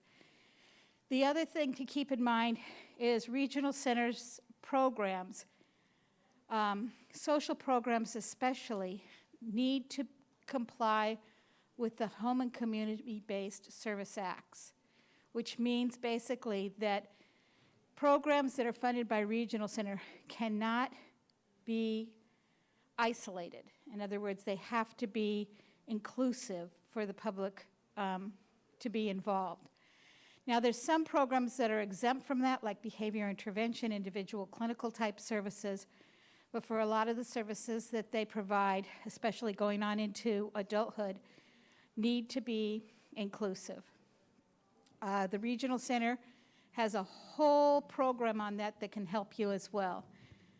And then I know that there's a lot of other people that want to talk, so I'm not going to stay up here too long, but the other thing that I wanted to talk about is as your child leaves high school, whether it's after transition at 22 or at 18, and if you're looking at a regional center funded program, you need to start researching in advance, because the programs right now have between a 3 and 5 year waiting list to get into these programs. So it's a good idea to learn about all of them. Do I want something that is, job oriented? Do I want something that's educationally oriented? Do I want a program that focuses on drama or on any particular skill? There's a ton of programs out there right now that are developing that are really individualized and are quite wonderful, but they're impacted. So if you're in high school, it's time to start looking at those kinds of things. And again, the Regional Center can help you look at those things, or you can go on the website and look for adult programs for individuals with disabilities. Again, I don't like that word either, but that's what it is. So I encourage you to look at those kinds of programs. You can always contact me, and I can steer you in the right direction, or call the Family Resource Center over at Westside. They're incredibly helpful as well. So that's my little spiel in a nutshell. Does anybody have any questions? All right, next. You are up. Okay, I have a presentation here, so.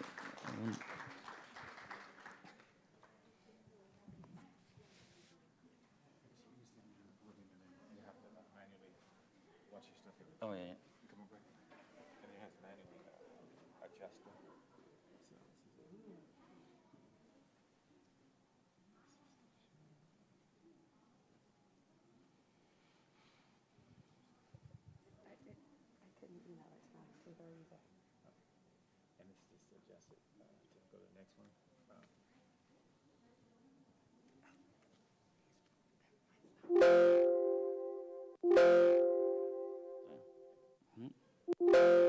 Okay.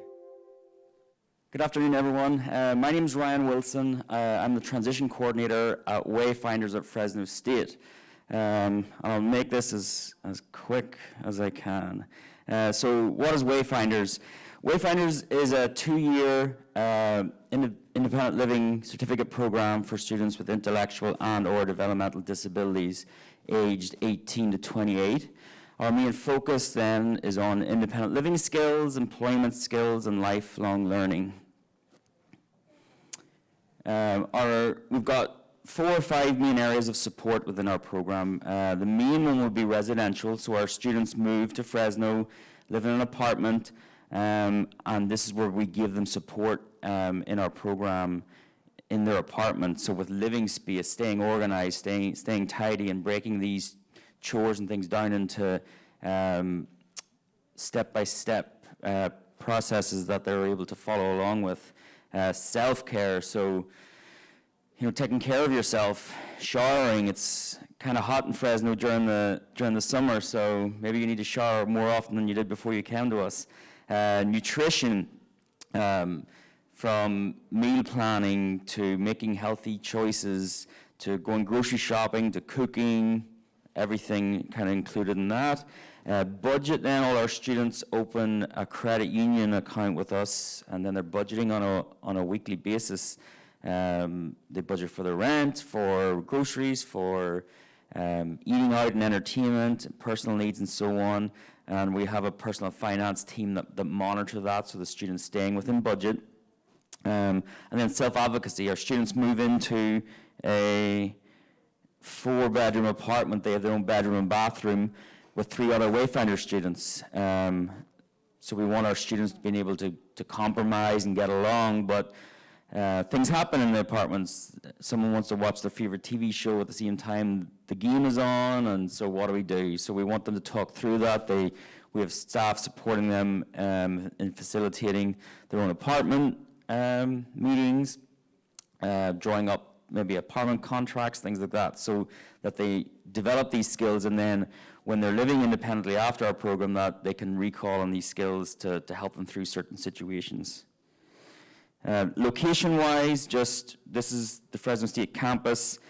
The white heart is where the apartments are, and then campus is over the other side here. So it's about half a mile depending on where you're going on campus. In between is a movie theater and restaurants and stores and things, so where our students work and play. So it's pretty close-knit. There is a shuttle bus that runs from the apartments over to our campus. Apartment features then, so this is just the main living area where the 4 students will share and what it comes with. The amenities then at the apartments, so it's a gated and controlled access community, puts families' minds maybe more at rest than our students. There's a pool and spa, racquetball courts, full-size basketball court, media and game lounge. There's also a courtesy patrol, and then I mentioned the shuttle that runs from the apartments to campus. This is our pool area where our students will host pool parties and barbecue and all, and hang out just with the other students. There's 900 Fresno State students live in these apartments, so our students are kind of scattered throughout the two blocks.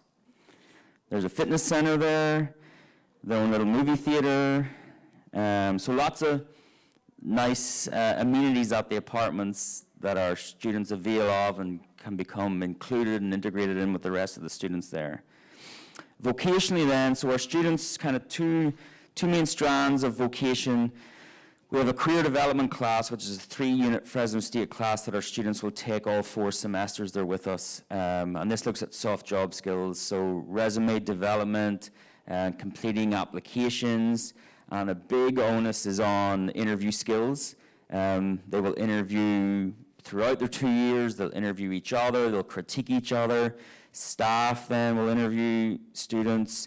And then we also bring in outside agencies to interview as well, just so that they're practicing that, getting feedback, and getting better as they go along. And then they also work 7 hours per week. They get paid for this through the program, so they're bringing in a paycheck each month. Work sites vary. First semester might be just a general work site, so maybe not a I want to do this for the rest of my life kind of thing, but it's more about learning generic job skills. And then in their 2nd, 3rd, and 4th semester, our job developer will work with the student to identify a work site that they really want to do in the future, so gain relevant experience. So if we have a student coming in, I want to work with kids, okay, we'll get you into an elementary school, into a local daycare center and so on, so you can build up your resume with relevant experience. University inclusion then, so we're based at Fresno State. Our students take classes there. They are not full-time matriculated students. They will take, they register through continuing and global education, which is like Open University. This gives them the option of taking classes for credit or audit. Some of our students' school is not a strength, but they want all the other benefits of being a college student, and the soft outcomes from that. So they will audit their classes, so there's not the stressor there of, I'm feeling this is too hard, so they can go and enjoy the college experience without that. And then we do have students that are academically minded. We're a non-degree program, but the students can take their classes for credit while they're in our program, so that when they're leaving, then they can transfer those on to another college after our program. Support-wise then, students are supported in class and outside of class. Tutorials twice a week with a coach. Our coach is our support staff. They will meet, and it won't be, okay, let's do your homework together. It's, okay, let's check your Canvas to see what assignments you've got coming up, and then let's make a plan for you to complete that. We don't just push them out the door and expect them, okay, complete this by yourself either. We have a drop-in lab available where our students can go and get support where they need it. And ideally, we want our students throughout everything in our program is to, okay, I need help with this, I'm going to go ask for support. Staff can also use this drop-in lab if they recognize that a student is maybe falling behind in something that they will be scheduled to go and get some extra support. And then we use our on-campus resources. SSD services for students with disabilities will offer accommodations to our students like note takers and extended test time and so on.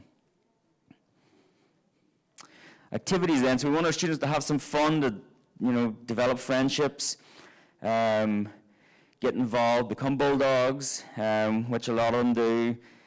So we organize activities that they will choose if they go to or not. They'll get sent an email with details. Okay, that sounds interesting, but then do I have the time available on my calendar? Do I have the money to go, and so on? So they're making choices and decisions.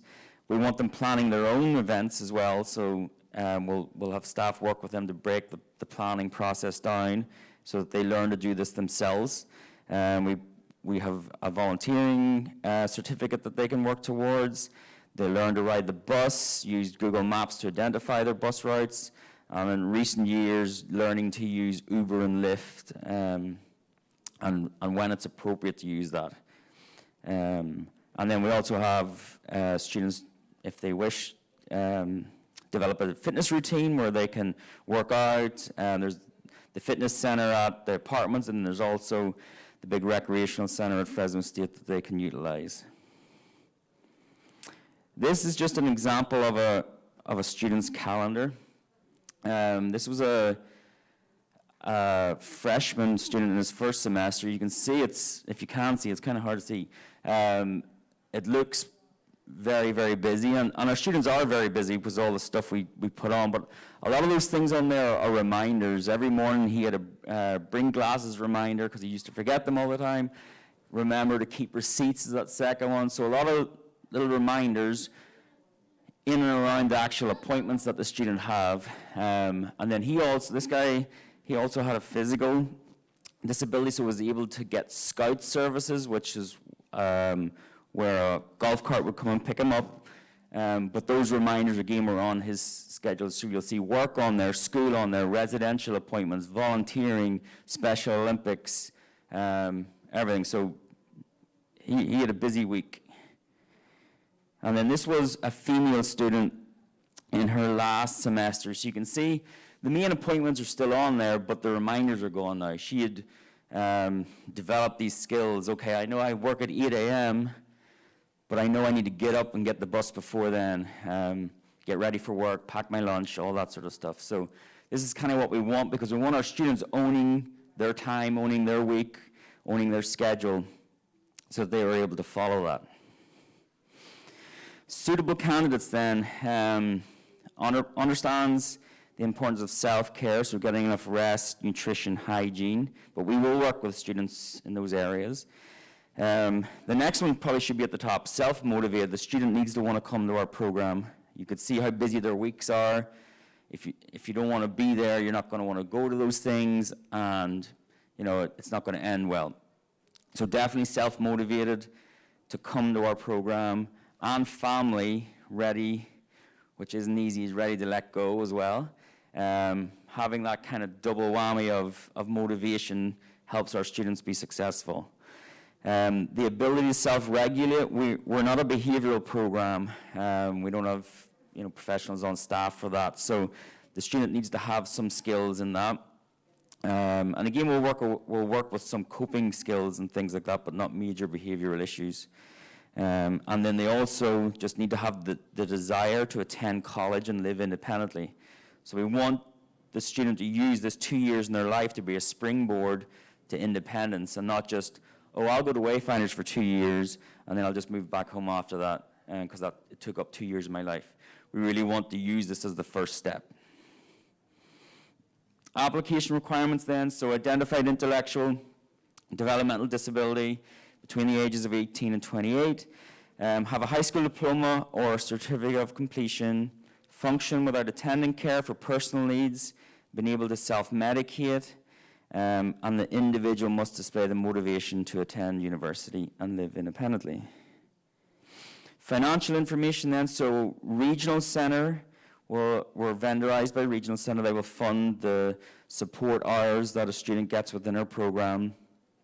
Outside costs of that are your rent, or is the student's rent and their general living costs like groceries and personal needs and eating out and things like that.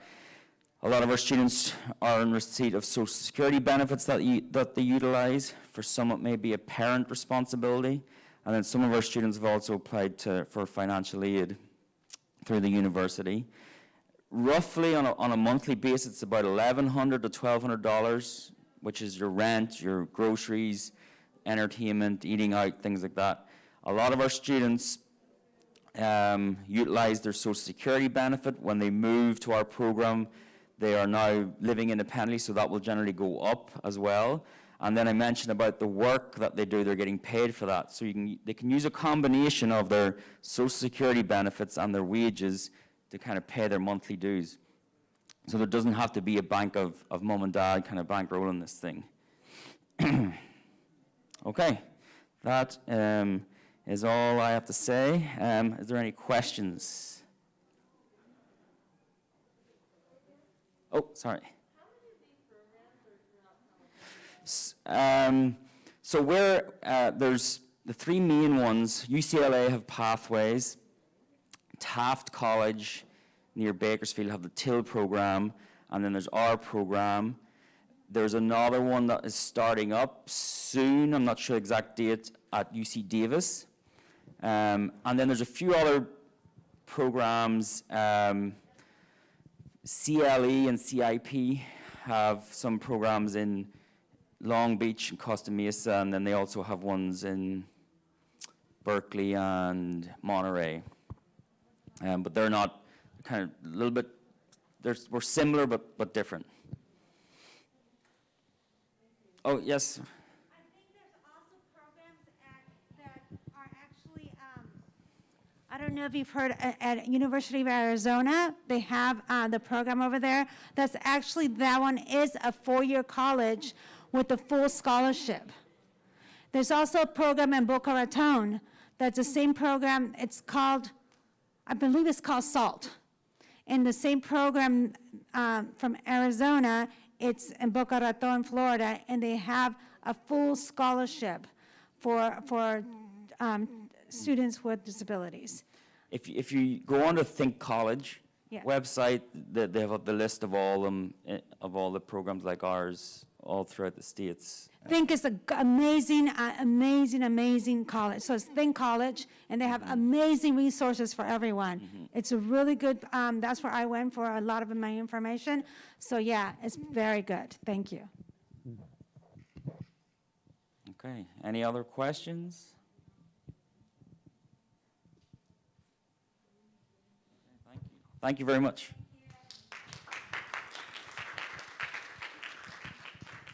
Thanks, sir.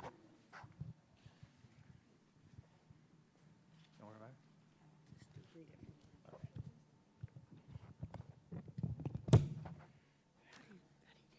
Okay, I will. I'll get it.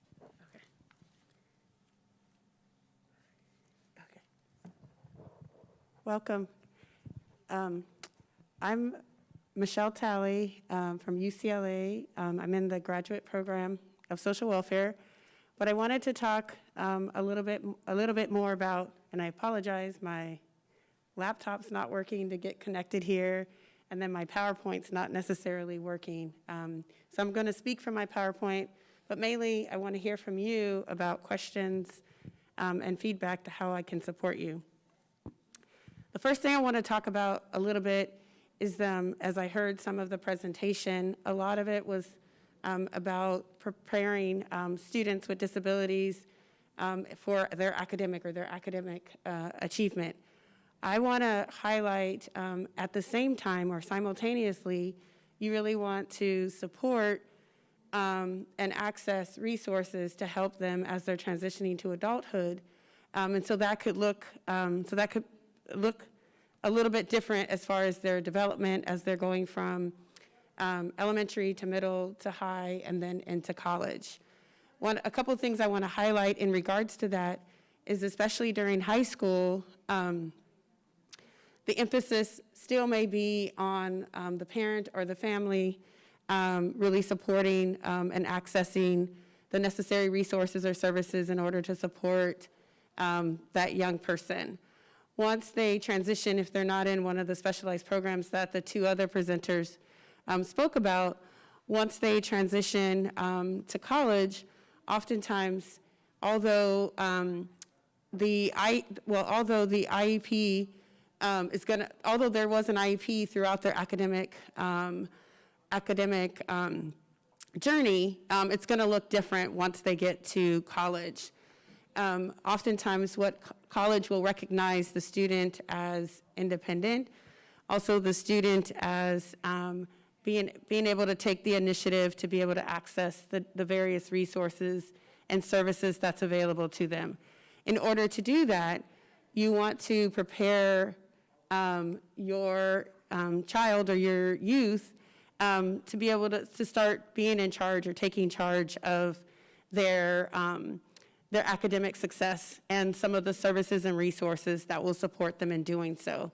So one way to do that, or one strategy to do that, especially in high school, during the various meetings, the various services that you access for your child, you might want to begin to support your child in being more independent and being a part of the conversation, a part of those meetings, and really talking to your child about what are the services and resources that supported their academic success up to that point.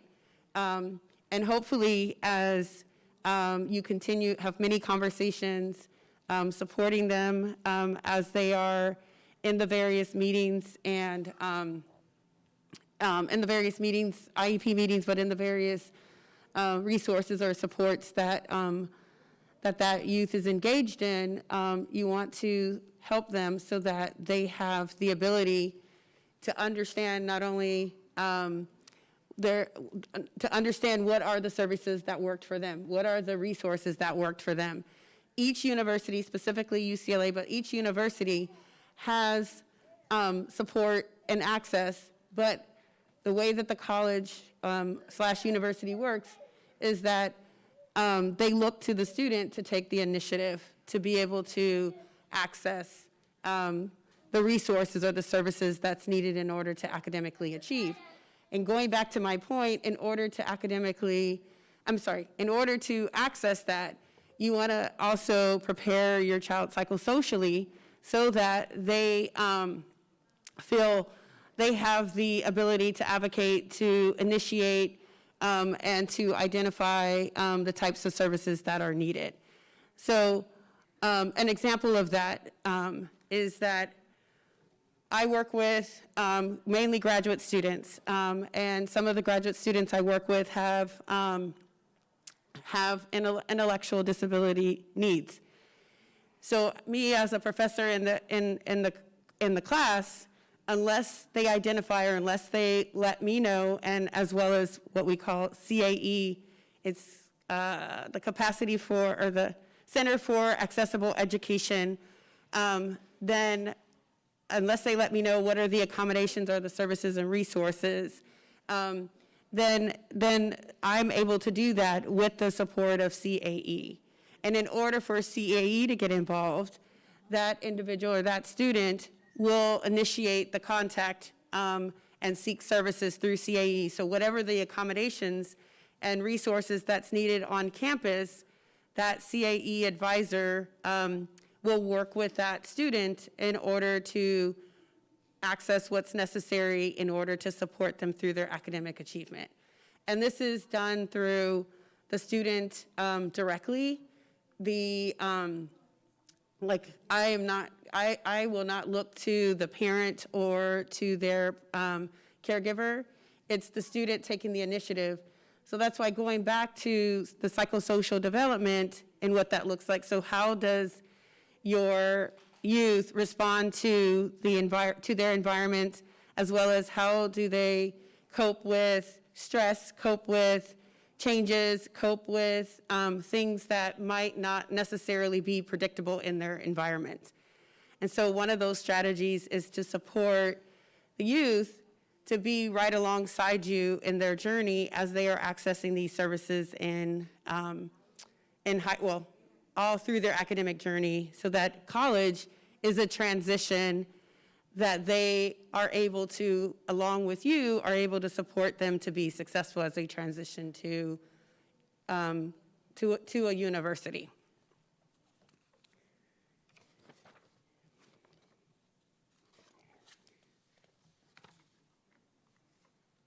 Sorry, let me just look at my notes. One of the things, as they're transitioning to college, you want to see yourself as their coach. So you want them to be able to seek you as they need support as needed. And so you are supporting them as they're taking the leadership in not only their academics, but in their transition to college. So what would that look like? So oftentimes, you're having many conversations and seeking the necessary, whether it's the guidance counselor at their high school, the school counselor, whatever that individual or that service is, you are supporting them as it will change when they reach college.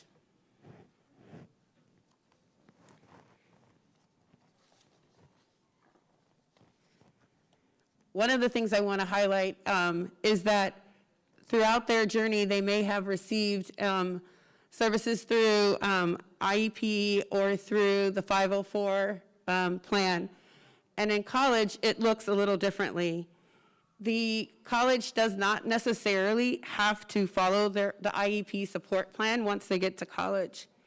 But it's important for the student to identify what in that IEP plan, or what in their plan that the support plan that they've had, what in that support plan has been helpful up to now, and how could I access or how could I ensure that the services continue once I'm in college or once I go to college.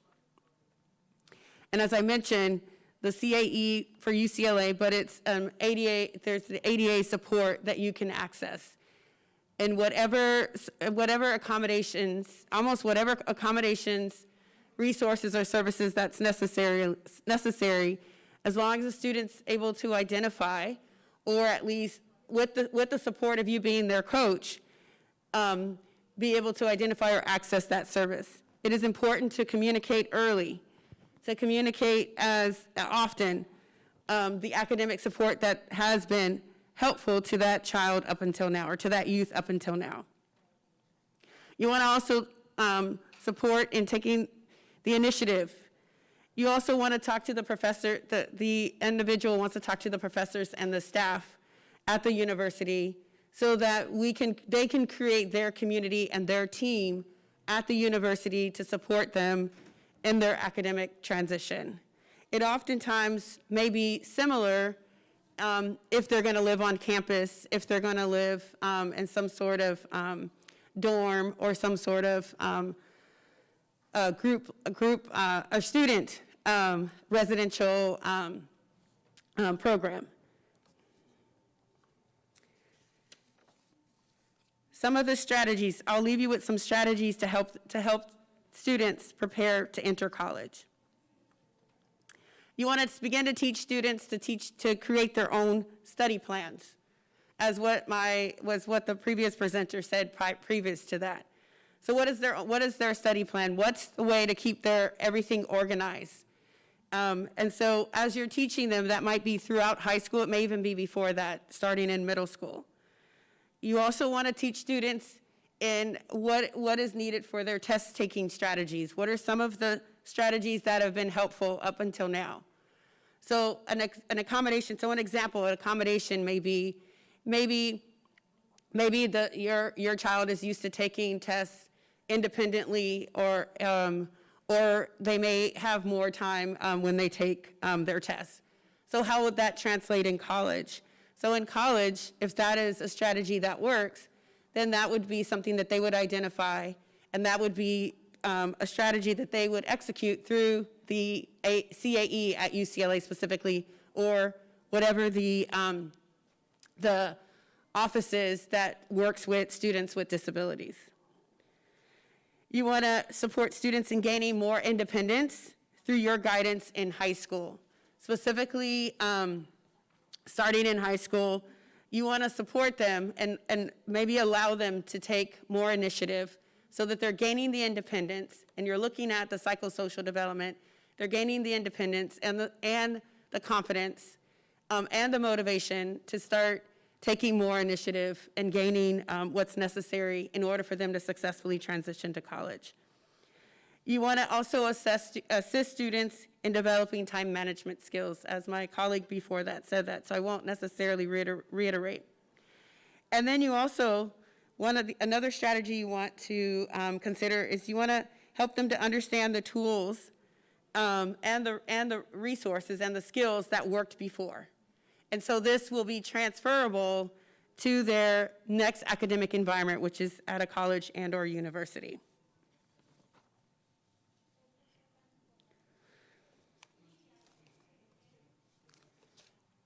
Okay, are there any questions or comments in regards to preparing your youth as they're transitioning to college and/or their career?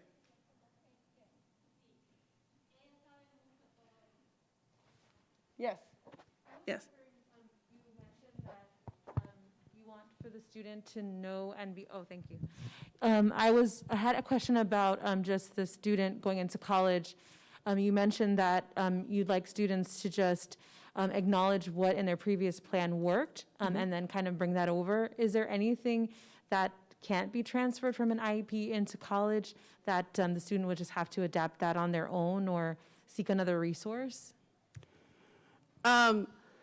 What I know is pretty much everything will translate. The difference is the college looks to the individual or looks to the student to be able to take that initiative. So, but I've seen lots of different support plans that are in place that supports them with their academics. In my program, for example, we also have field internships. So they go out in the respective community and have an internship for the 9 months. And so with that, with students that we have that have various disabilities, whatever the accommodation, we work with the agency outside of the university to support them in being able to be successful. So some of it is modification with physical, like the physical tools, like adapting with making sure, let's say there's a physical disability, so making sure that there's some sort of talking or some sort of way that they're able to type, if they need to type, if they have some sort of limitation with their with physical. And then emotionally, I've seen some of the emotional disabilities, and so being able, maybe they need to take more breaks or take more time out of class. And so as long as it's spelled out in CAE, those are just a couple of examples, as long as it's spelled out and they're able to articulate what has worked before, CAE will pretty much adapt and then request that professors and faculty respond to what are the requirements that's needed. So an example, as I mentioned, maybe someone was taking their tests independently in high school. So then that's something on the CAE, so then they will go to a different room with a proctor to take that test in college. So that's how it would translate. How long does it take to set those things up, the CAE plan and all of that? How soon should a student coming in start to have these conversations with your department? So yes, you want to, early. So after admission, I would definitely reach out, and even if the summer before, reach out to CAE as it relates to UCLA. But if it's another university, you want to find out what the name of that office that works with students with disabilities.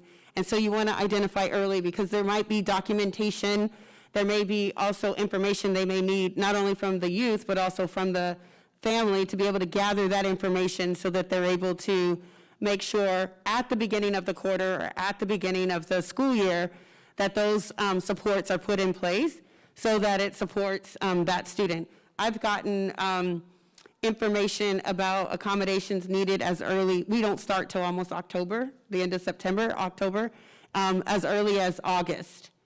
And through my CCLE portal, I've gotten some accommodations that's needed and supports that's needed in order to accommodate that.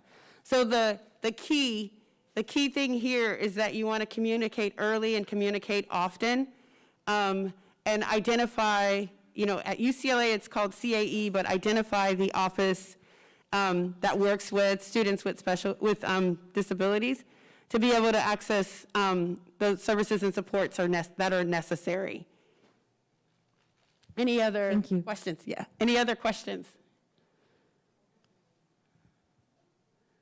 Well, if you need anything, if you're going to a four-year university, I have around here, or you're interested in your child or your child's youth is interested in going to a four-year university once they graduate, and if there's any guidance or support that you need, Lupe knows how to contact me. I've been working in academics for going on 17 years this year, in October. All right, thank you.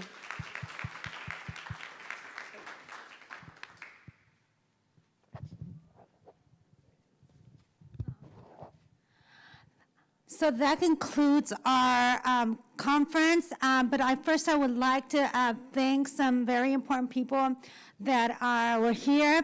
I know we're live stream and we know we're going to be able to see this later on. I would like to thank for sponsorship, big time UCLA, Dr. Denise Nunez, Dr. Fernandez, thank you so much. Dr. Crow, thank you so much for sponsoring this event this year. Thank you, it was amazing. Thank you to Santa Monica Malibu School District. Thanks to Santa Monica, St. Monica. St. Monica's is my place. This place is like my home. Thank you to interpreters. Wow, amazing job. Thank you so much. That is a lot of work for two of you guys. Thank you, thank you, thank you. Thank you for the people that came to set up the table, the speakers, Shelly Cox from Step by Step, Michelle Talley from UCLA, Ryan Wilson from Fresno. What an amazing information. That's what I wanted to hear. I want to hear that kind of stuff for all of our parents. Deanna from Santa Monica Malibu School District, thank you. It's amazing what we can do. And a very special person over there, her name is Aida Diaz, used to be my partner in crime, and she's here today. Thank you so much. She always was behind me. Thank you to the students that came from Step by Step. Thank you so much, Jose Luis, Christian, Jaden, the people that came to help us. All the students were amazing here. And one very special thank you to Mr. Aaron Sanchez. Oh, thank you for having us. Being so amazing and helping us. The mommies that came and helped, Amy and our friend over here, Losa, Irma Losa, and Miss Wendy Castillo. Miss Wendy Castillo is one amazing person that also helps me out a lot. Whenever I need someone, Miss Wendy Castillo is right there. Thank you, Miss Wendy. Miss Gabby is the same way too. And I have Danny works with me here at the church, and we are a team here at the church that we're here every day. Well, not every day. Saturday and Sundays we're here all the time.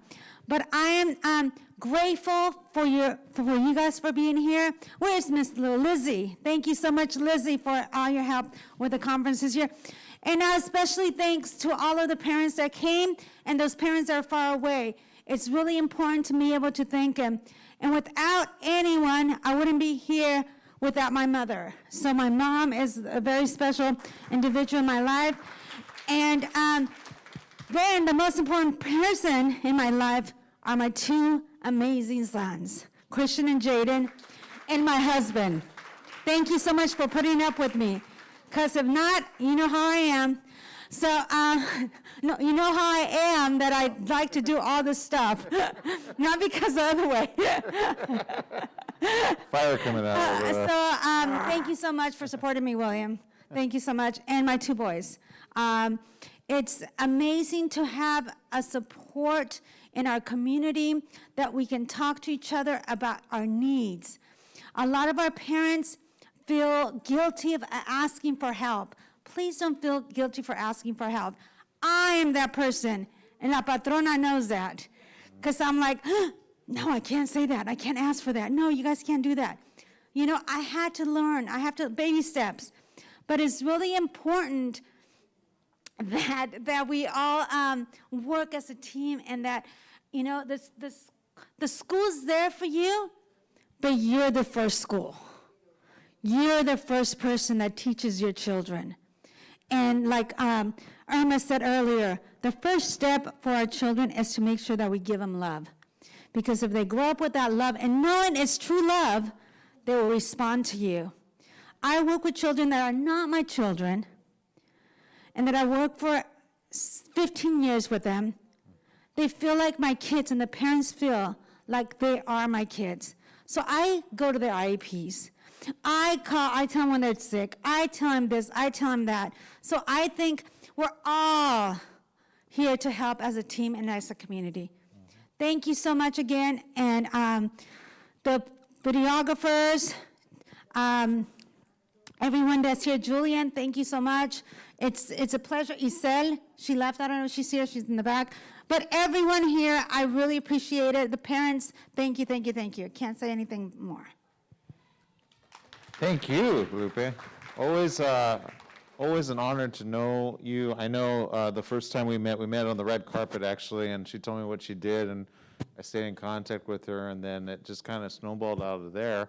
And I learned so much through this conference, actually 3 of them ago, I want to say, and so much that I was able to help some other parents with their IEP, and then get speech therapy for a little 7-year-old who really needed it, and then he just blossomed after that. So I learned about IEPs with you guys, actually, which I was like, what's an IEP, what's an IEP? Then I went on a date and I found out she had worked with an IEP, but she didn't know how to make it go full forward. So there are benefits of having an IEP, back to ones that sometimes say IEPs don't matter. I say the opposite, they do matter, because it puts a better step in front of your kid than not.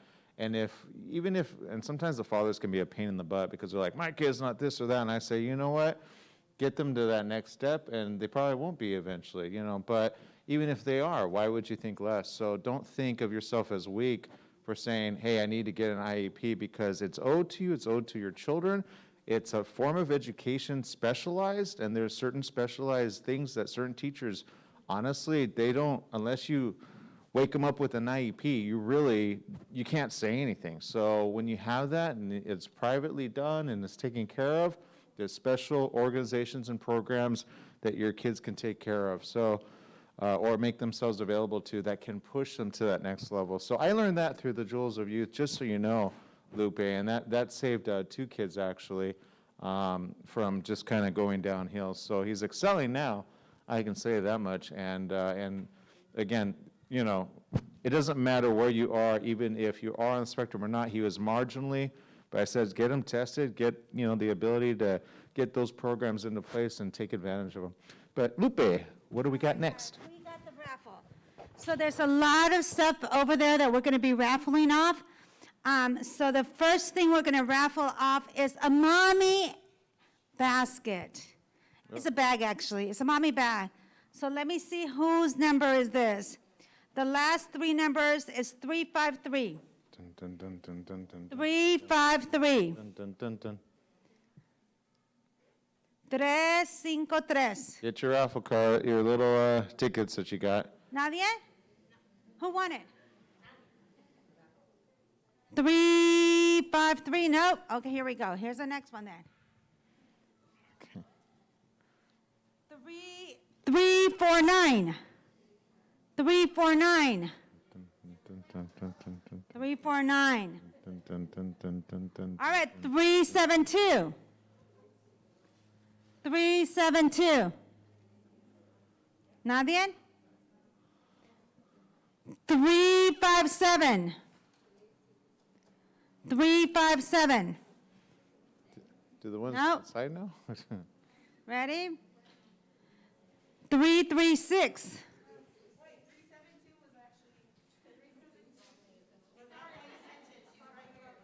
Are you hoarding over there? I think you're hoarding. You snooze, you lose.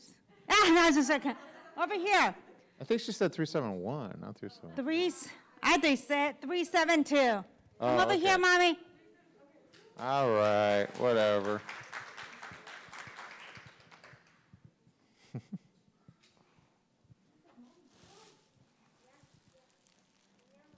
This is the first time I've been to a raffle where they actually give it to you for free. All right.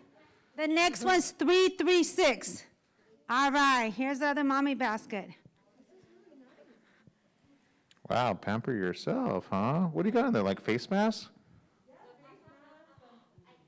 If you don't want any of it, I know Jose Yoa back there is just pamper in Long Beach, you know. Need mommy time, or just woman time, I should say. Stop.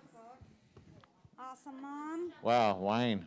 And you got a mug and a hat for your wine and a thing. Whoa. All right. Ready for the fall. All right, the next one's Drink responsibly. 378. You? All right. Yay. Yay, Lucero.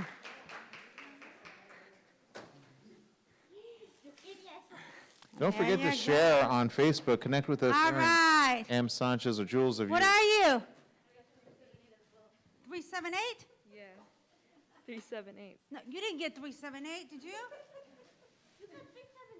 No, 378. Uh-oh. She's like, yo, hey. Okay.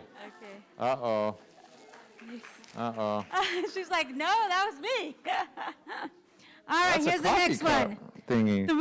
Drink coffee? 324. Oh, well. 324. 324.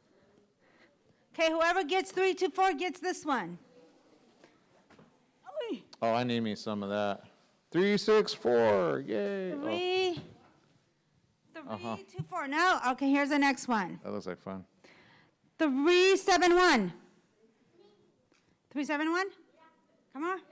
Prove it. Do it. Do it. Do it. Awesome. Better than a coffee thing, huh? Yeah. 71. Like, I don't know you're going to be. This is for a little Good one. job. Oh, good job. Whoops, careful. All right, the next one is 360. Oh. Elena. There you go. All right, the next one is, this is the the kit, right? The emergency kit, all right? This is it, provided by UCLA. Whoa. Dr. Nunez and her team. That's some All good right, here stuff. we go. 369. 369. You got it? Okay, here you go. Christian, can Da-da-da. you take it to that man He over needs there? that. The camera? Trust me. He's a danger to himself every day. He's Mr. Dangerous. Also known as All right, the next one is 370. 370? Here you go, Lucero. Look at her rolling on the. Got the right Let me numbers see, there. 370. 370, yeah. All right, good job, Lucero. All right, the next one's 319. 319. That's an early one. 319. 319. 319. Who got it early? 333. That's just a big. Whoa, Nancy!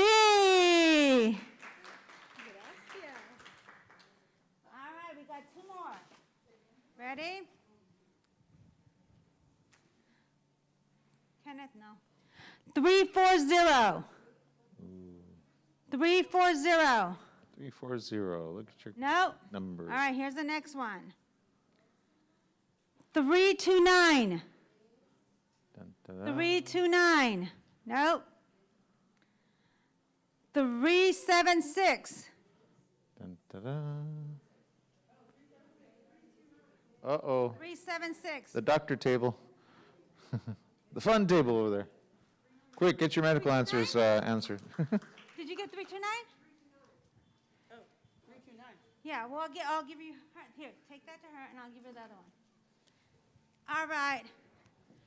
They learn to get along, just so you know. I'm just kidding. Oh, no, we have one more after this. Here's Michelle. I'll help her out. And then here's one more.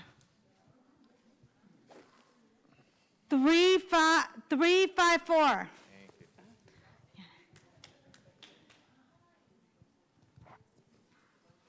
All righty, congratulations. And then for all those parents that have children, we have backpacks.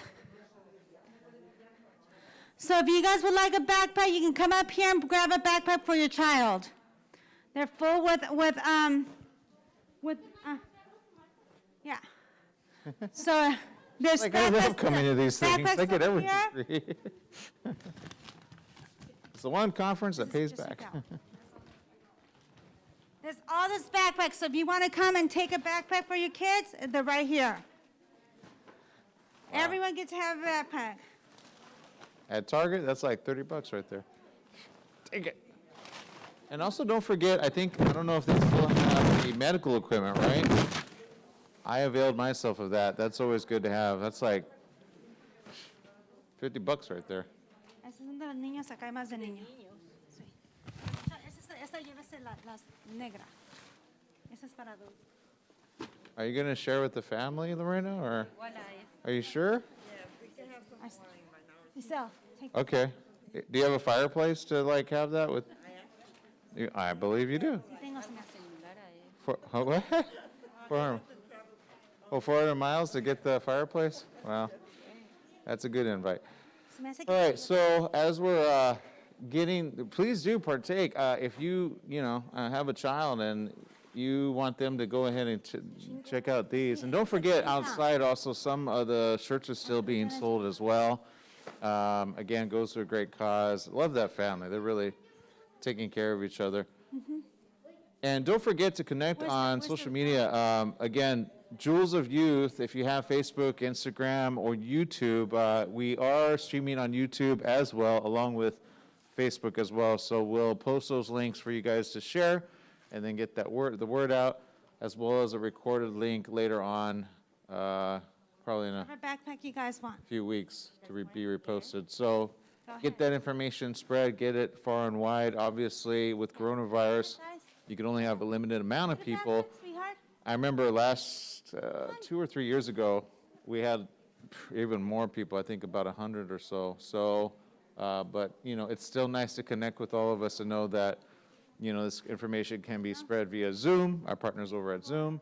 Thank you. And of course, the ones that are behind the scenes, making sure that you look good and, right, on Zoom. So you want to say hi to the Zoom people?